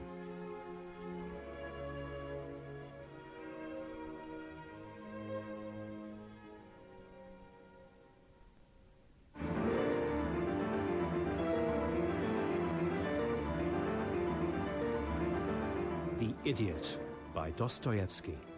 Dramatized for radio in 4 episodes by Melissa Murray. With Paul Rees as Prince Mishkin, Alex Jennings as Ganya, Roger Allam as Rogozhin, Leah Williams as Nastasia, David Swift as General Yapanchin, and Paula Jacobs as Mrs. Yapanchin. Episode 4. No. Put them over there. And then please move that lamp over there. Yes? Oh, that's better. There's a gentleman here who wants to see you, Miss Aglaya. A gentleman? Well, Mr. Ganya Evolgin, to be precise. Oh. Will I show him in, or will I show him the door, miss? Oh, I'm very busy. I have 1,001 things to do before the party tonight. He tried giving me 5 rubles and he's wearing cologne. I wouldn't bother with him. No, you'd better send him to me here. Oh, what are those? Peacock feathers and ferns. And what am I supposed to do with those? My God, think of all those poor bald birds shivering to death to give us a moment's pleasure. My dear Miss Aglaya, what a pleasure it is to see you, and to see you looking so entirely beautiful and radiant. Yes, could you give that man a hand with the table? Anything to oblige. No, it was better where it was.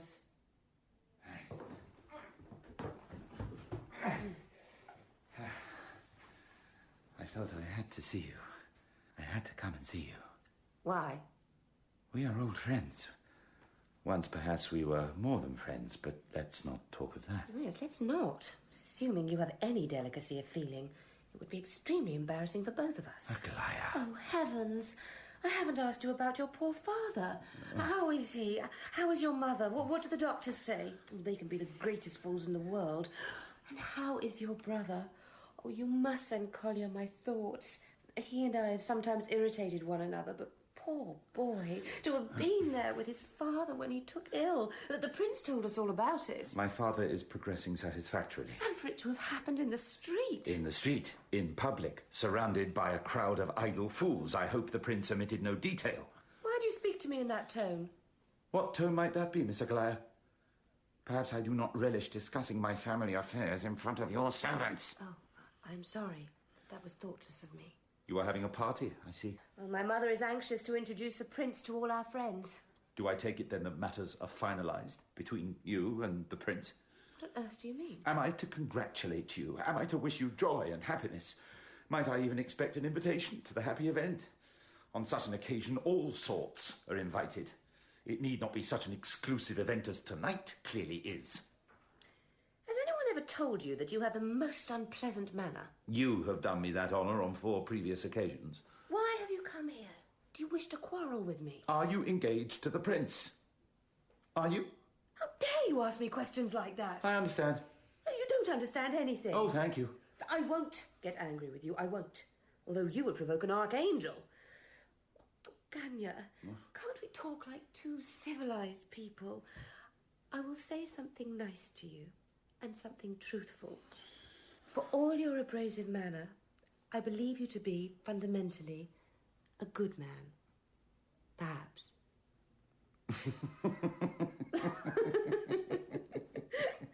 You look so much nicer when you laugh, you know. Do I? Will you sit down and talk with me? What would you like to talk to me about? Let me guess. The prince. You are his friend, aren't you? His intimate friend. Am I? Well, at least you do spend quite a lot of time with him, don't you? I know he's there for hours in your house, your apartment, with your father. Oh, I do hope your father gets better. We all do. Ganya, do you think the prince really is ill?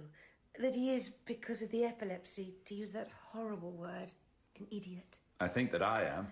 His manner is very strange, but not foolish exactly. Perhaps it is all affectation. Oh, I don't believe that. He had that appalling fit. I know you were going to say that was weeks and weeks ago and that he is perfectly all right now. Is that what you would like me to say? I'm certain that he does not love her. The beautiful Nastasia Filipovna? Though the whole world knows he offered to marry her. In fact, as far as I know, the offer is still open. He did that from pity. She is a poor, wretched creature. He does not love her. I'm certain of that. You are sure he is well. You are sure he doesn't love anyone else. Your natural modesty prevents you from adding that you are sure that he loves you, even if he hasn't as yet asked you to marry him. What do your parents think of the match, by the way? Not entirely enthusiastic? Never mind. You will do as you wish. In fact, that's half the fun, isn't it? Running headlong into disaster. Ganya, please, help me. I need to know. Is he all right? Do you think he's all right? I'm afraid of this illness of his. Have pity on me. I regret to say I am not a medical man and can give you no opinion of the matter. Good day.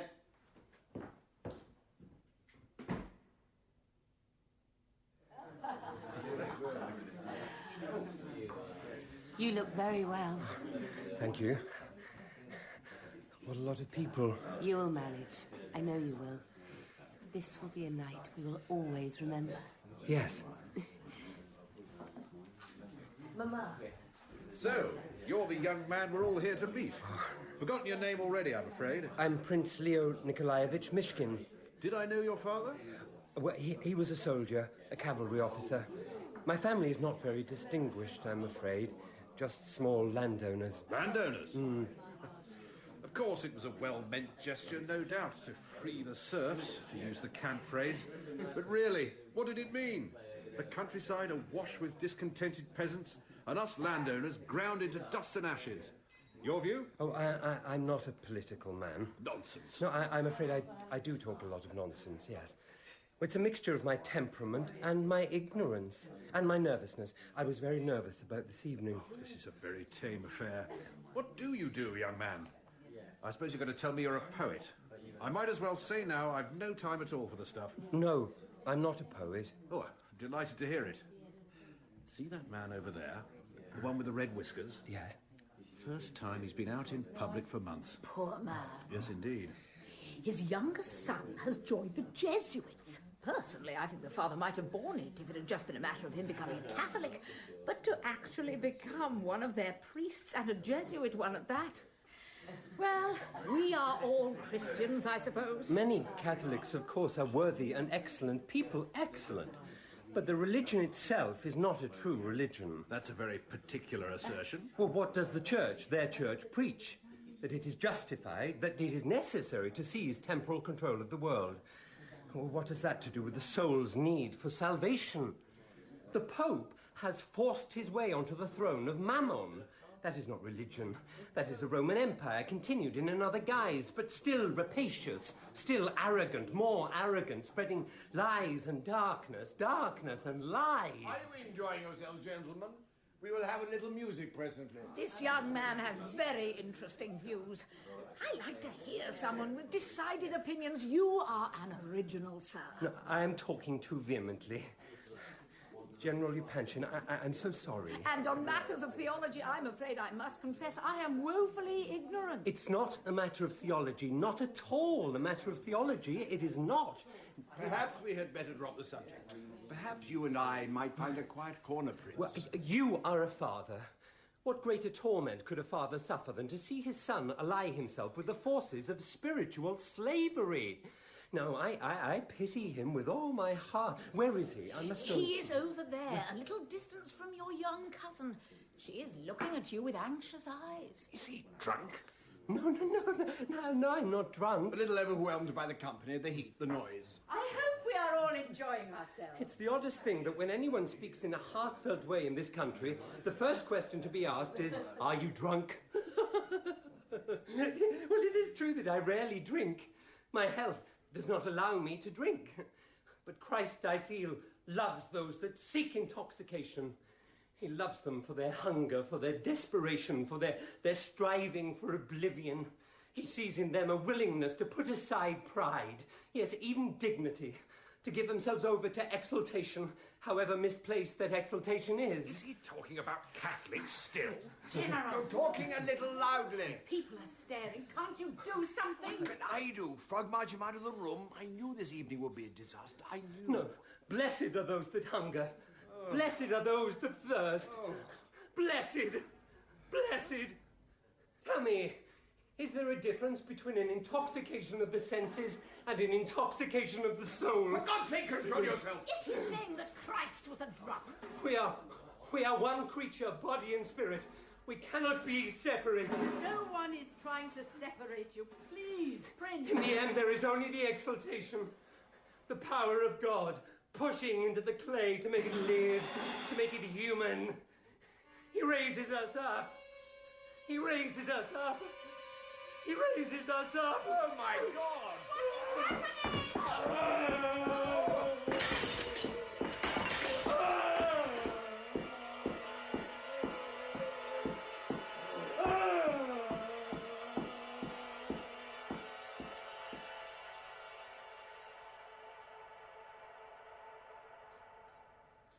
Do you know how long the prince has been stirring a spoon round that cup? 23 minutes. I know, because he gave me his watch, and it's a Swiss one. Go in and see him. Collier, won't you speak to me? No. I know you blame me for your father's illness, and perhaps I am a little to blame. The whole incident with the money, the 400 roubles. He did steal them from me, but never mind. I should have borne the loss without a word. I should not have confronted him. You think that brought on the stroke? Oh. Do other people think that? Do they? Prince. Can one really be unhappy? What do my grief and unhappiness matter?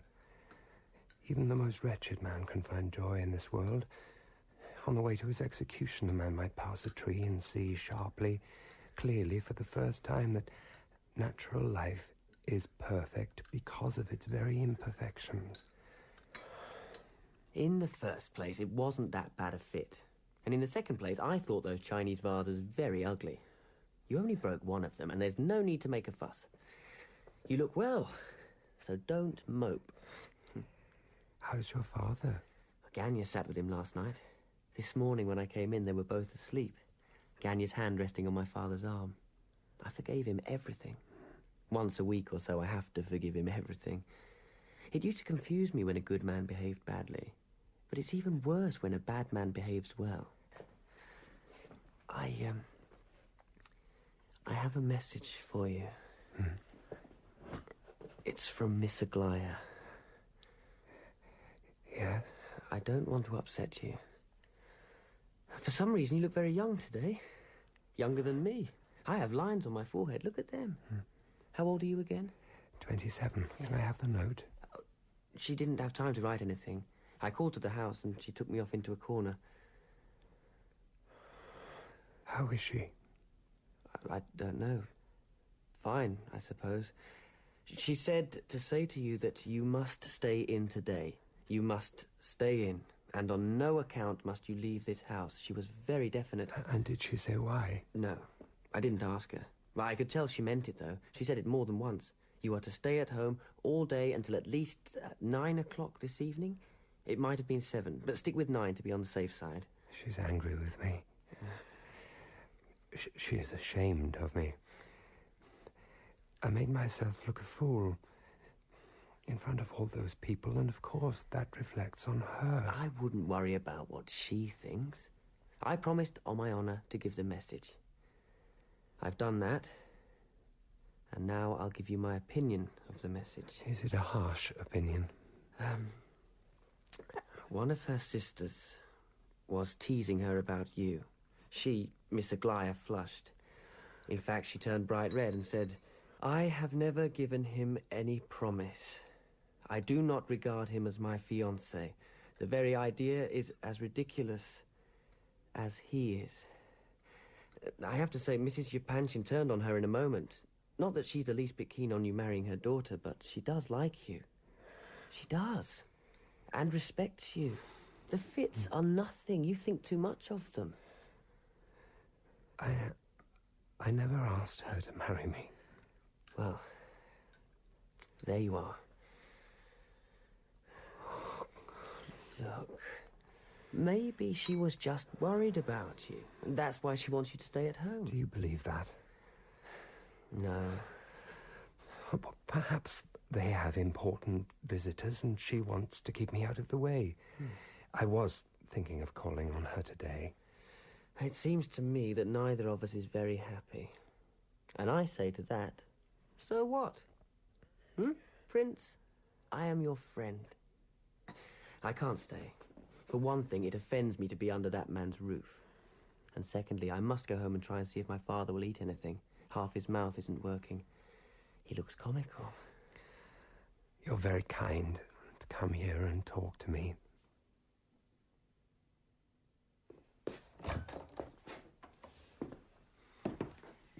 Will you come and take a walk in the garden, dear Prince? No, thank you. Come and sit on the veranda. I'm staying here, thank you. You overheard the conversation. What an obedient soul you are.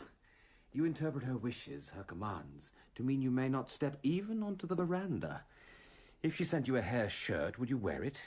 If she sent you a scourge, would you whip yourself? I heard you and Collier talking, though I couldn't exactly make sense of what you were saying. Fit still has you a bit addled. I meant your voices were muffled. He very kindly informed me that I would be permitted, under sufferance, to visit the old general, his father, and beg his forgiveness for accusing him of stealing 400 roubles from me. You must behave yourself, Lebediev. I will.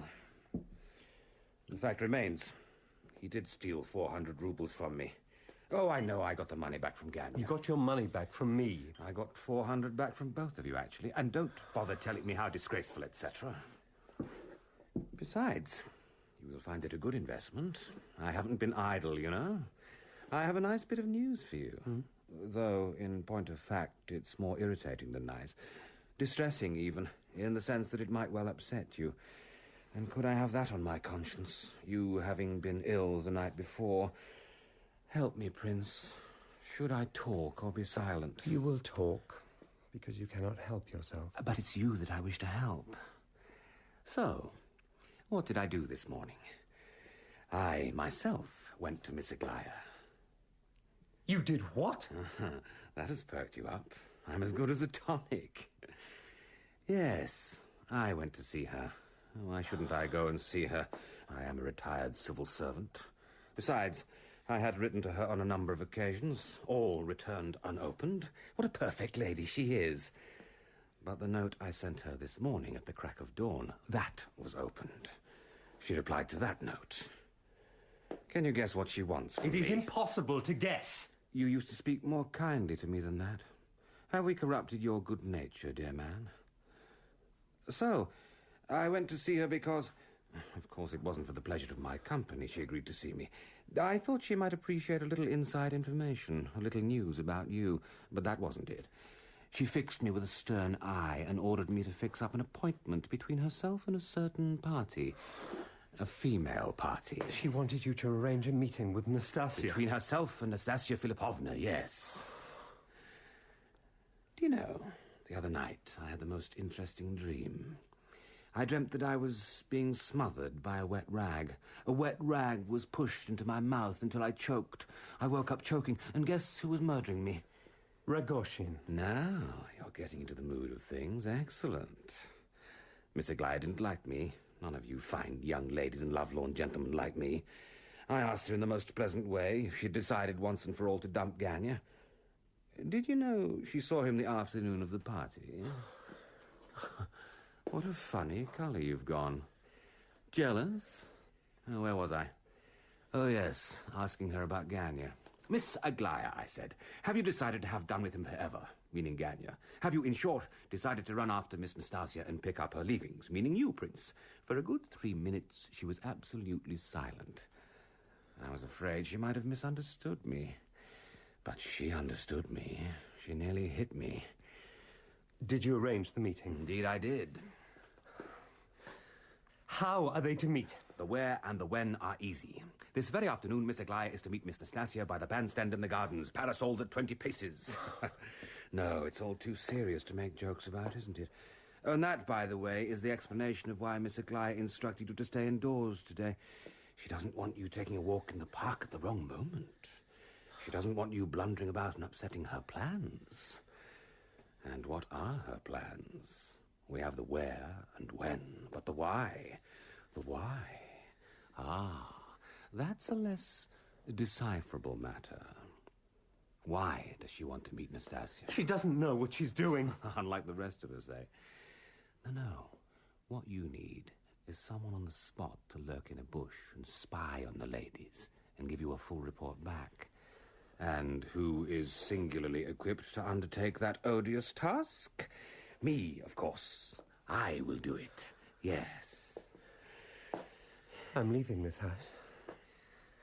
Collier will come and collect my things tomorrow or the next day. Do not follow me. Do not go into the park this afternoon. Have I offended you in some way?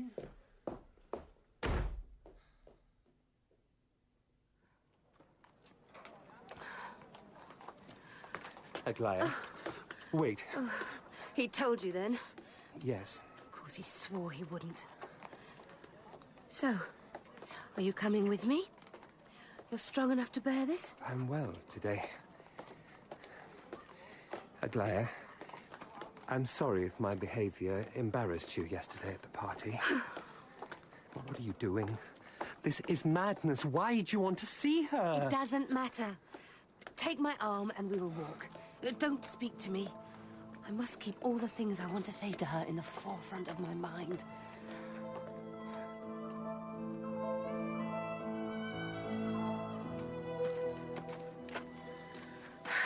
She's over there, by the lake. Yes, I see her. Let me look a little before I approach. Oh, she is dressed for this. It will be a battle then. Aglaia, let me take you home. That man on the bench, watching her walk up and down, is that Rogozhin? Yes. Aglaia, please be kind to her. Remember how she has suffered. She's easily irritated. She might say things that will wound you. Oh, she's seen us. I can't turn back now.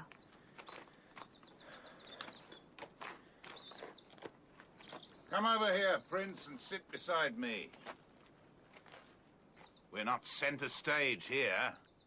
We are to be onlookers and umpires. Sit down, sit down. You needn't glance about you like that. I am sober and peaceful. Sit down.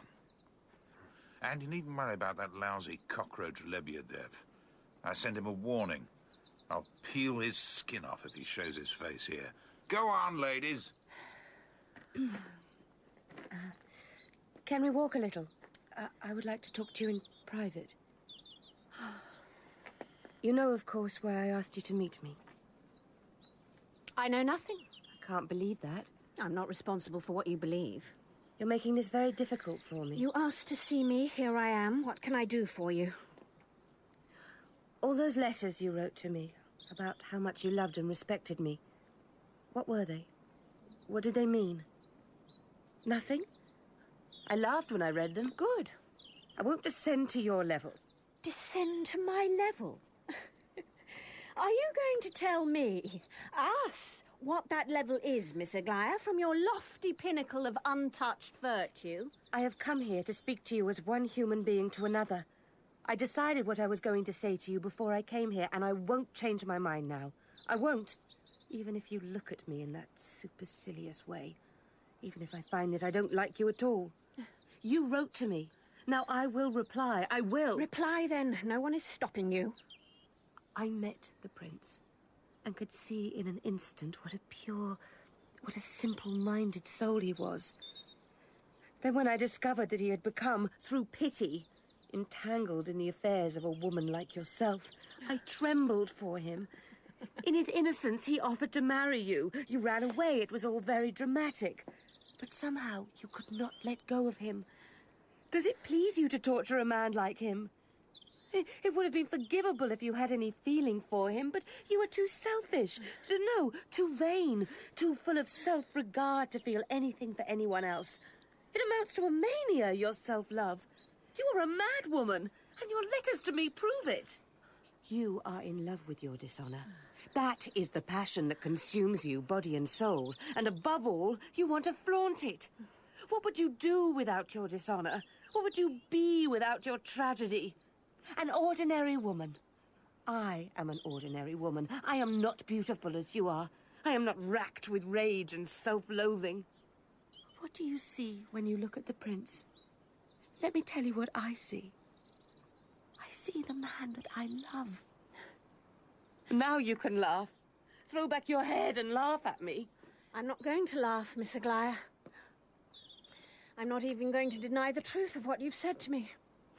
My wounds I have exposed to the world. I could not keep silent. Neither should you. Speak. You know what I want to ask of you. Perhaps. But you must say it to me yourself. I want you to stop interfering in his life and in my life. Don't write to me again. Don't tell me that only my marriage to the prince will free you to become a respectable woman, that you'll marry Mr. Rogozhin if I marry the prince. I wrote you those letters because I was a fool. I took you for some kind of an angel. If the prince loved you, why, you must be something exceptional. Now I see exactly what you are, exactly what you want. You came here today for one reason. To see finally if the prince loves me more than he loves you. You're a woman eaten up with jealousy. Jealous of you? My God, you are absolutely mad. I will not blame you for this outburst. I will admit that at least I am very disappointed in you. I had thought you were a much better person than this. It is strange, but I even thought you were prettier than I see you are today. Oh, a palpable hit that, eh? First real blood to my girl. But remember this.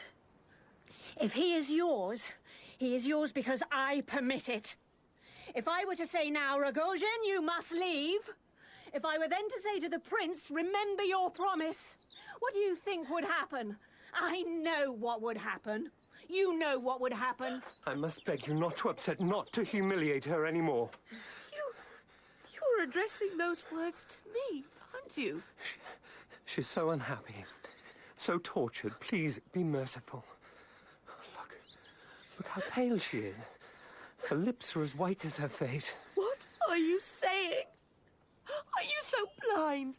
So foolish? My God, your eyes are full of tears for her. Help me. Nastasia's going to faint. Go after her. You must go after her. What is he doing? He wants to cool your forehead. He's wetting his handkerchief in the lake. I used to have terrible headaches when I was a boy.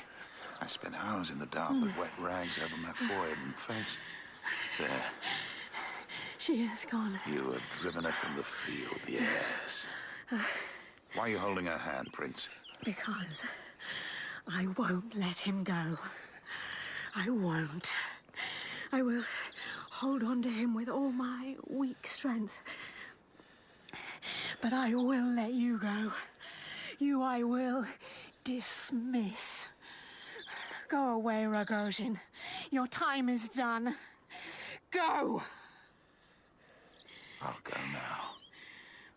But I am not easily defeated. Not for long. You will see me again. Of that you may be sure.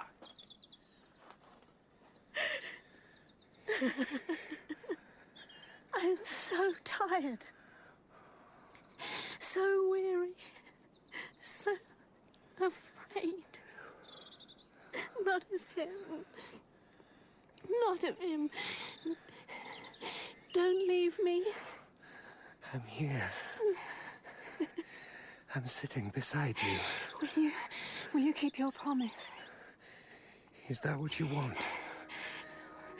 I want you.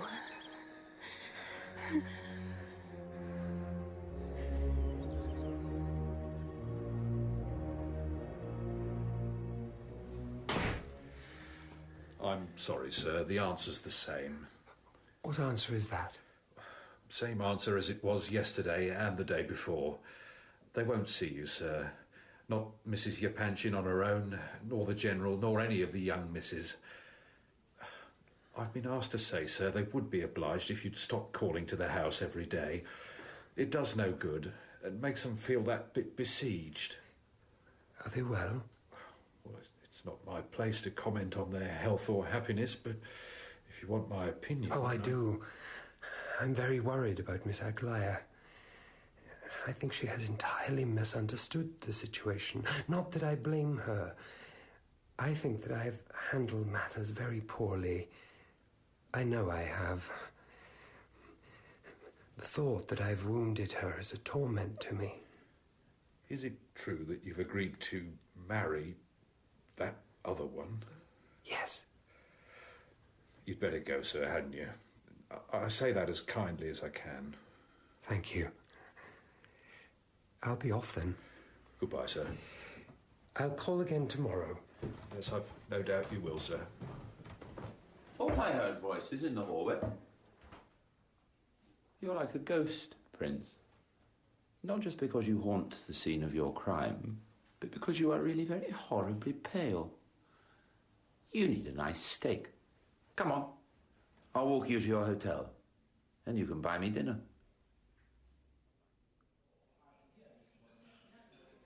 You're supposed to eat your food, not play with it, you know.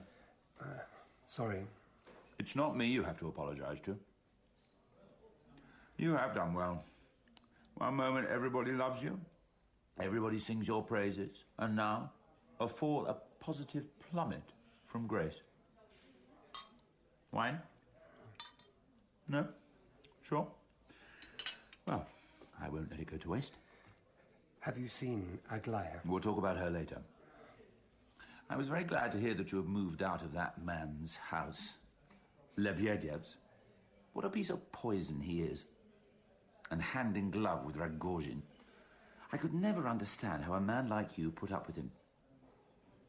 Have you heard much from Rogozhin, by the way? I imagine he's a bit peeved at the moment. It's provocative, surely, to drive around the city in an open-topped carriage for all to see you. You and Nastasia cuddled up together. Nastasia likes carriages. She likes the fresh air. Yeah, I bet she does. Are you really going to marry her? Of course I am. There's no of course about it. I must marry her. I must. I think I hoped for a while that she and Rogozhin could comfort one another. Comfort one another? She suffers from an anguish that cannot be assuaged. Hardly a reason for marrying her, that. Sometimes I can hardly bear to look at her. Even to look at her seems a violation. I'm afraid of her. No, that's not right. You should be more simple-minded about your love affairs. All this high-flown sentiment is rather aggravating. You've dumped one girl and taken up with another. That's it. Tell the truth. It's Rogozhin you're afraid of rather than poor Nastasia. I'm afraid... Yes? I think that Nastasia is... mad. Mad? What? Actually mad? She is... I cannot put into words what she is. You love her? With all my soul. But what about the lovely Aglaya? Don't you love her? With all my heart. You have made an absolute mess of things. All of us suffer for your elevated notions. Let me tell you something. They are both real women, not disembodied spirits or representations of the divine. You are a schoolboy. Perhaps I am. Even Kolya will be ashamed to talk such nonsense. Oh, how is he? I wonder if Aglaya isn't a little crazed herself. I was seeing her this morning, you know, a social call. I hadn't intended to speak. Not so soon. Not while all this was still going on. You've hurt her pride, you know. Well, we were talking, and I heard myself say, to my own surprise, I heard myself ask her to marry me. What did she say? I'm not a spontaneous man. I'm a grimy calculator. Nevertheless, overcome, presumably, by emotion, I proposed. She got up and went over to the mantelpiece and lit a candle. She said she wanted me to hold my hand in the flame to prove how much I loved her. What a thing to ask me. One wants me to burn my money, the other to burn myself. And did you? Did you put your hand in the flame? There are no bandages on my hand, are there? But you see how your nonsensical way of carrying on has infected her. Let's change the subject. You asked about Kolya? Yes. He refuses to leave our house at the moment. God, it's taking a long time for that old man to die. Weeks and weeks. By the time it comes, it will be a relief to everyone, him included. When I go, I hope I just get struck down by something. Here and gone in an instant. What do you think, Prince? What? Can I order another bottle of wine? I'm asking because you're paying.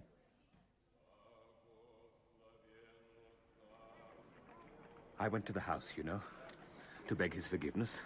To beg that brave old soldier's forgiveness, General Ivolgin. What a man. Of course, Ganya would not let me in. In fact, he threatened to kick me down the stairs. Is that Christian? Still, today of all days, I will be magnanimous and not mention the fact. So, Prince, on the day of his funeral, will you forgive me in General Ivolgin's name? Let me kiss your hands. Don't do that. I must. I must kiss your hands as a sign of repentance, as a sign of my abjectness. Did I drive that poor old man to his grave over the theft of 400 rubles? I am ashamed. I am so ashamed. Forgive me, Prince. I forgive you. Stay and talk to me here. Don't go into the church. Where is Nastasia Filipovna? In the carriage. She thought it best to stay in the carriage so there wouldn't be any kind of public scene. Are the Epanchins here? Yes, they are here. And Rogoshin is here. I think you should go. He is very angry, very, very angry. I will tell Kolya that you came to pay your respects. I will even go and fetch him for you. Yes, the service won't be starting for a while. No, don't do that. Leave Kolya in peace. Alfian, I'm glad to see you. Will you speak to me? Will you listen to me? I know that you're angry with me. Look, I am trying to save her. I know that you loved her, but it was a cruel, consuming kind of love for both of you. I don't blame you. Prince! Get off him! Mind his legs, he has a kick like a mule. Oh, very well. At my father's funeral, you are an animal! An animal! If we let you up, will you go? Don't let him up! Will you go without making more of a scene? I'll go. We will meet again, Prince. I hope so. Don't hope. Fear it! I had better go after him and try to calm him down, hadn't I? Go! You're welcome to him. He'll just come up with another vile plot. Why do you even talk to him? Your father was a good man. I'm very sorry that he is dead. I feel very sad for you and your family. Kolya, I'd better go. Nastasia is waiting for me in the carriage. I look at you, Prince, and I can't imagine what you feel. Do you love either of them? These poor women. I even feel sorry for Aglaya now. She is freezing and shrinking, getting crusts of armor to protect her from the world.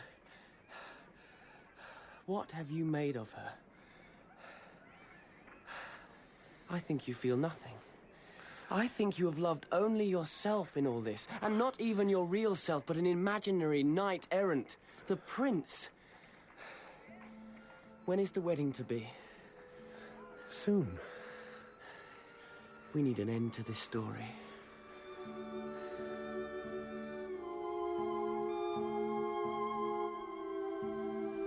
Look at this. Look at this. Isn't it lovely? A veil to cover me up. I never thought, not since I was a child, I never thought I would be a bride. Yes. It is a beautiful dress. Do you like it? Do you like it? I am so happy. I'm so happy I want to sing. Can I have singing lessons when we're married? We will go to Italy, to Milan, bowls of olives and opera. Prince, do you love me? Yes. I love you. What are you thinking? Well, just that perhaps we might have a quieter time on our wedding day. A private ceremony, perhaps. It does you no good to get too overexcited. You worry about me. My God, what am I doing to you? What am I doing? How am I so fortunate to have found you? You are my savior and my saint. Hush now. I will marry in the biggest church in Petersburg. I will defy the world.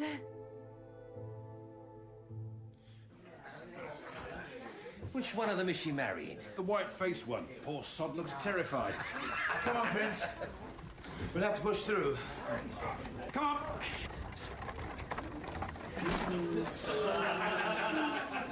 And here she is. On time, the eager bride. The spotless, pure and virgin bride. Oh, this is appalling. It certainly is. She looks as though she wishes she had thunderbolts in her hands to blast them all to hell. Wave to her. My men will get her through, never fear. He's recording. Move back! Move back! Move back! He's a whip in his hand! Nastasia! I am here. Get away from her, you rabble. What kind of man are you, Prince? Not to protect her from this. I'm coming, my love! What will we do now, Prince? I can give my chaps a signal and they'll bundle him off. No. Nastasia! Hey, come away! What shall I do? What shall I do? You belong to me. Body and heart. You belong to me. Nastasia? Forgive me, Prince. I believed. For a moment, I could... Now, Rogojin, for the love of God, take me from this. Take me away. No! I will save you. She's going to him. What will we do now? What are you going to do? Stand here and watch? Yes.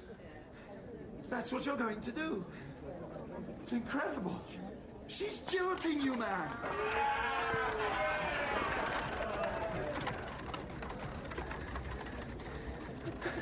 I'd better go back to my hotel. I'm very tired. I had better go back to my hotel. I'm very tired. Can you imagine? That's exactly what he said. I didn't think it was right to do that, to leave him on his own, so I brought him here. He was calmness itself. He might have expected it to happen. Maybe he hoped it would. One painful wrench, a bit of public humiliation, and then he's off the hook.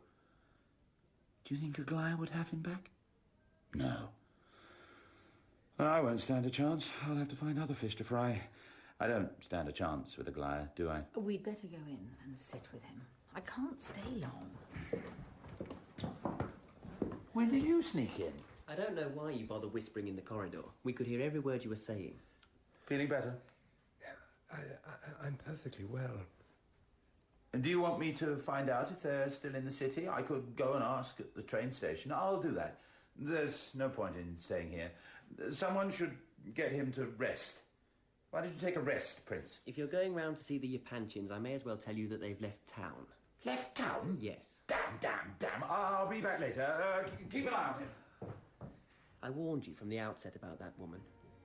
I should feel gratified that I was proved right. It's very kind of you to sit with me, but really I'm very well. Of course I am tired, and perhaps I am a little upset, but I'm not angry, not with her. No one must speak harshly of her. What a nonsensical world this is. Would you like to rest, you poor man? I can get your old room ready in a moment. It would be nice to sleep.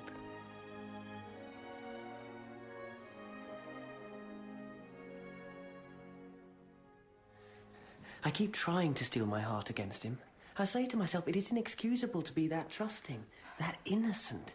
And not only is it inexcusable, it is downright dangerous. What has he achieved since he came back to Russia? Did you see the way he sat there so quietly and patiently? Not in the least agitated. I don't know what to do, fall at his feet or slap him, slap some sense into him. And over women of all things. Do you think all this will break his heart? Quite. What's the matter? What? What did you hear? Knock on his door.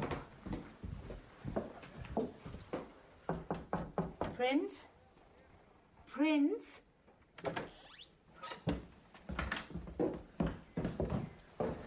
He's gone. Where has he gone? He's gone to find them. To find her, hasn't he? No, he's probably just gone back to his hotel. Let's not always assume the worst.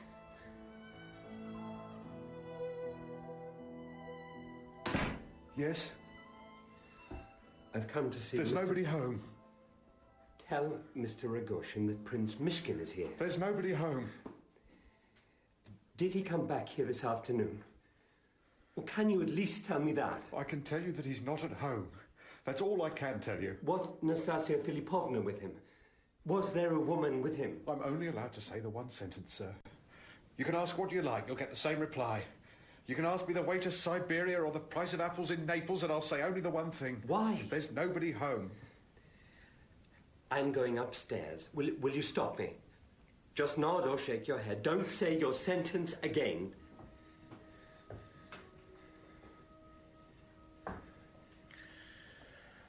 You've come.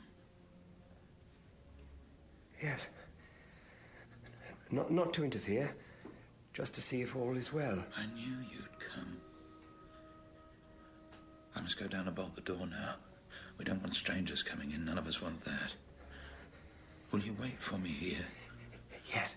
Put your hand on the banister, Prince. Steady yourself. You're trembling. This is a cold house. My father was a cold man. Don't let's speak of him. You'll wait here for me? I'll wait.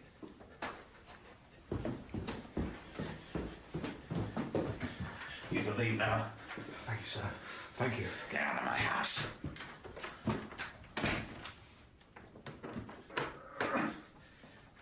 We've no need to hurry matters now, Prince. Come and see my study. Come and see my books. I've been reading a lot lately. Not sure I understand anything. Won't you come down? Where is Nastasia? Take out the cross I gave you, and I will take out mine. We will never forget that we are brothers. I will never forget it. Sometimes I talk a lot of nonsense, and perhaps I seem a violent man, but I would never harm you. Never. Parfien. Yes? Can we light a candle? It's very dark here. No. No candles. Where is Nastasia? Here. You know she is here. Well, I don't wish to disturb her if she's asleep. You won't disturb her.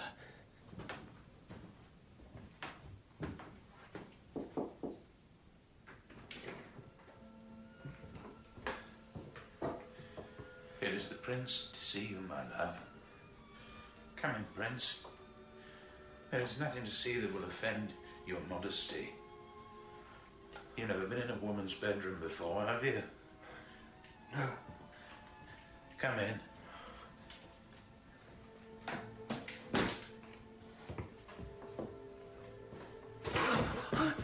I'm sorry.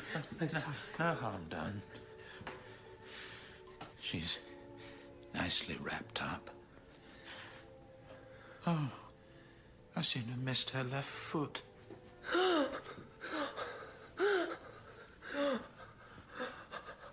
What lovely feet she has. Strong like a dancer. I won't give her up. But I must think practically.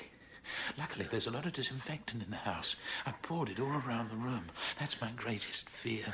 The smell. In a day or two, it will stink in here. I could order flowers, of course, to cover her up, but I don't want her covered up. I want to look at her. She's the most beautiful thing in the world. Oh, no, you can't have a fit. What would happen if you had a fit? People might hear you in the street. They might hear you and break the door down and take her from us. We don't want that, do we? Sit down here. I'll make us up a couple of beds next to one another, like soldiers. Can you help me move this sofa? I'm afraid I can't move. I'll just have to sit here for a bit. When I feel better, I'll get up and help you. You're a kind man. Did you intend this? When you took her from me on our wedding day, is this what you intended to do? I don't know. It's not a matter of intentions. The knife was in my pocket all along, if that's what you mean. Will I bring you a rug? No, thank you. The good thing was that it was so sharp. The knife. It just went in. And, you know, there was hardly any blood. A teaspoonful or two. I must have hit her right through the heart.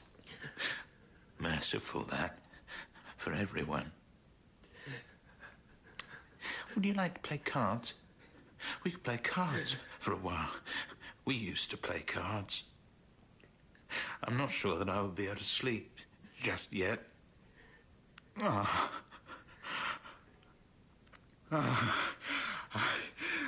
would so like to scream. But I daren't. I daren't. Did you hear a noise? Prince? Prince, you have to speak to me. Would you like me to stroke your head? I have cologne here on my handkerchief. Smell that. Disinfectant is a bit nasty, isn't it? I'm stroking your head now. That's my hand on your head. Don't worry. I'm here, and Nastasia's here. When the dawn comes, the room will have light in it, and we will see again how lovely, how precious she is. Do you think, Prince, that the dawn will come? Do you have faith in that?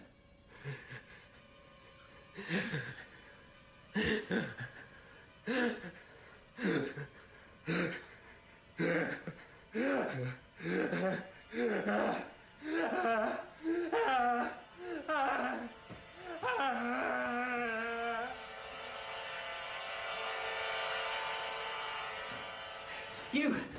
Who are you? Me, sir. No one. A servant here. No one. Well, what are you doing lying on the doorstep at 3 in the morning? Nothing. I'll give him a kick. That'll refresh him. No need to do that, sir. I've been locked out, that's all. Let's break the door No, down. no. First we'll knock on it. Ragozhin! Ragozhin, open up! Prince! Are you in there? Oh, I'm getting to hate that noise.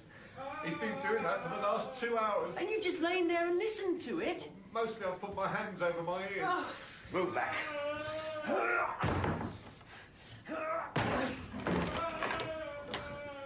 What kind of a scream is that? The prince is an epileptic. But can't you break the door down any quicker?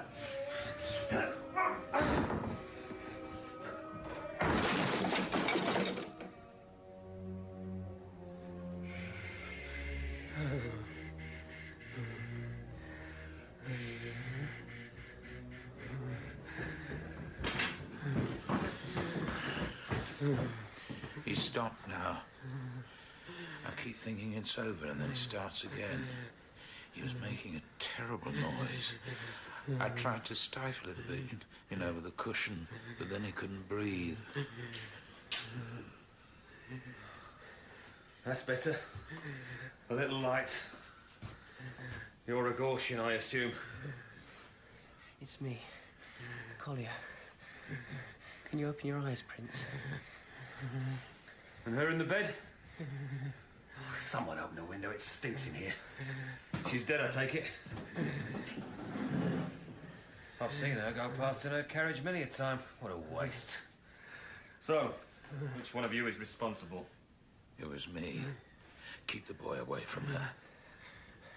Oh, my God. Knife wound. Nice and neat. Right. Get up, Rogozhin. I can't leave her. I can't leave him. He's ill. Prince, can you hear me? Turn your head and look at me. I have your hand in mine. Can you squeeze it? Prince! For God's sake, rouse yourself. So what was his involvement in all this? He had none. Prince! I can't get through to him. What will happen now? Siberia for this one and the asylum for the other. That's my opinion. You asked me. He came too late to help me. Or to help her. But I will never blame him for that. Prince!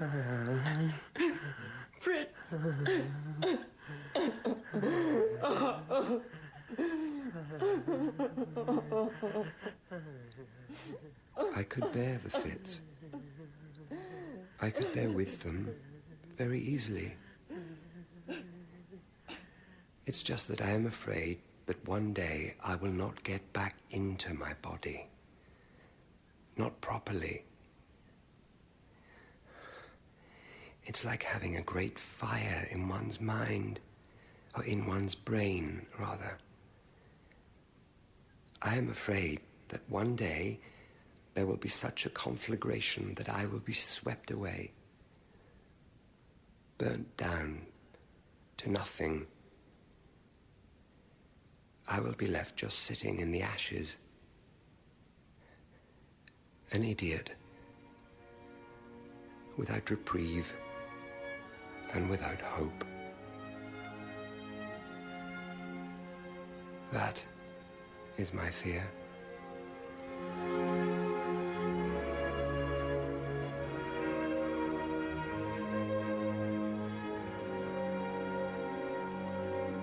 That was the final episode of The Idiot by Dostoevsky, dramatized for radio by Melissa Murray. Prince Mishkin was played by Paul Rees, Rogozhin by Roger Allam, Ganya by Alex Jennings, Nastasia by Leah Williams, General Yepanchin by David Swift, and Lebediev by Gerard McDermott. Mrs. Yepanchin was played by Paula Jacobs, Aglaya by Tracy Ann Oberman, Kolya by Carl Prekop, Varia by Gemma Churchill, and The Footman by Martin Hyder. The Idiot was directed by Cherry Cookson.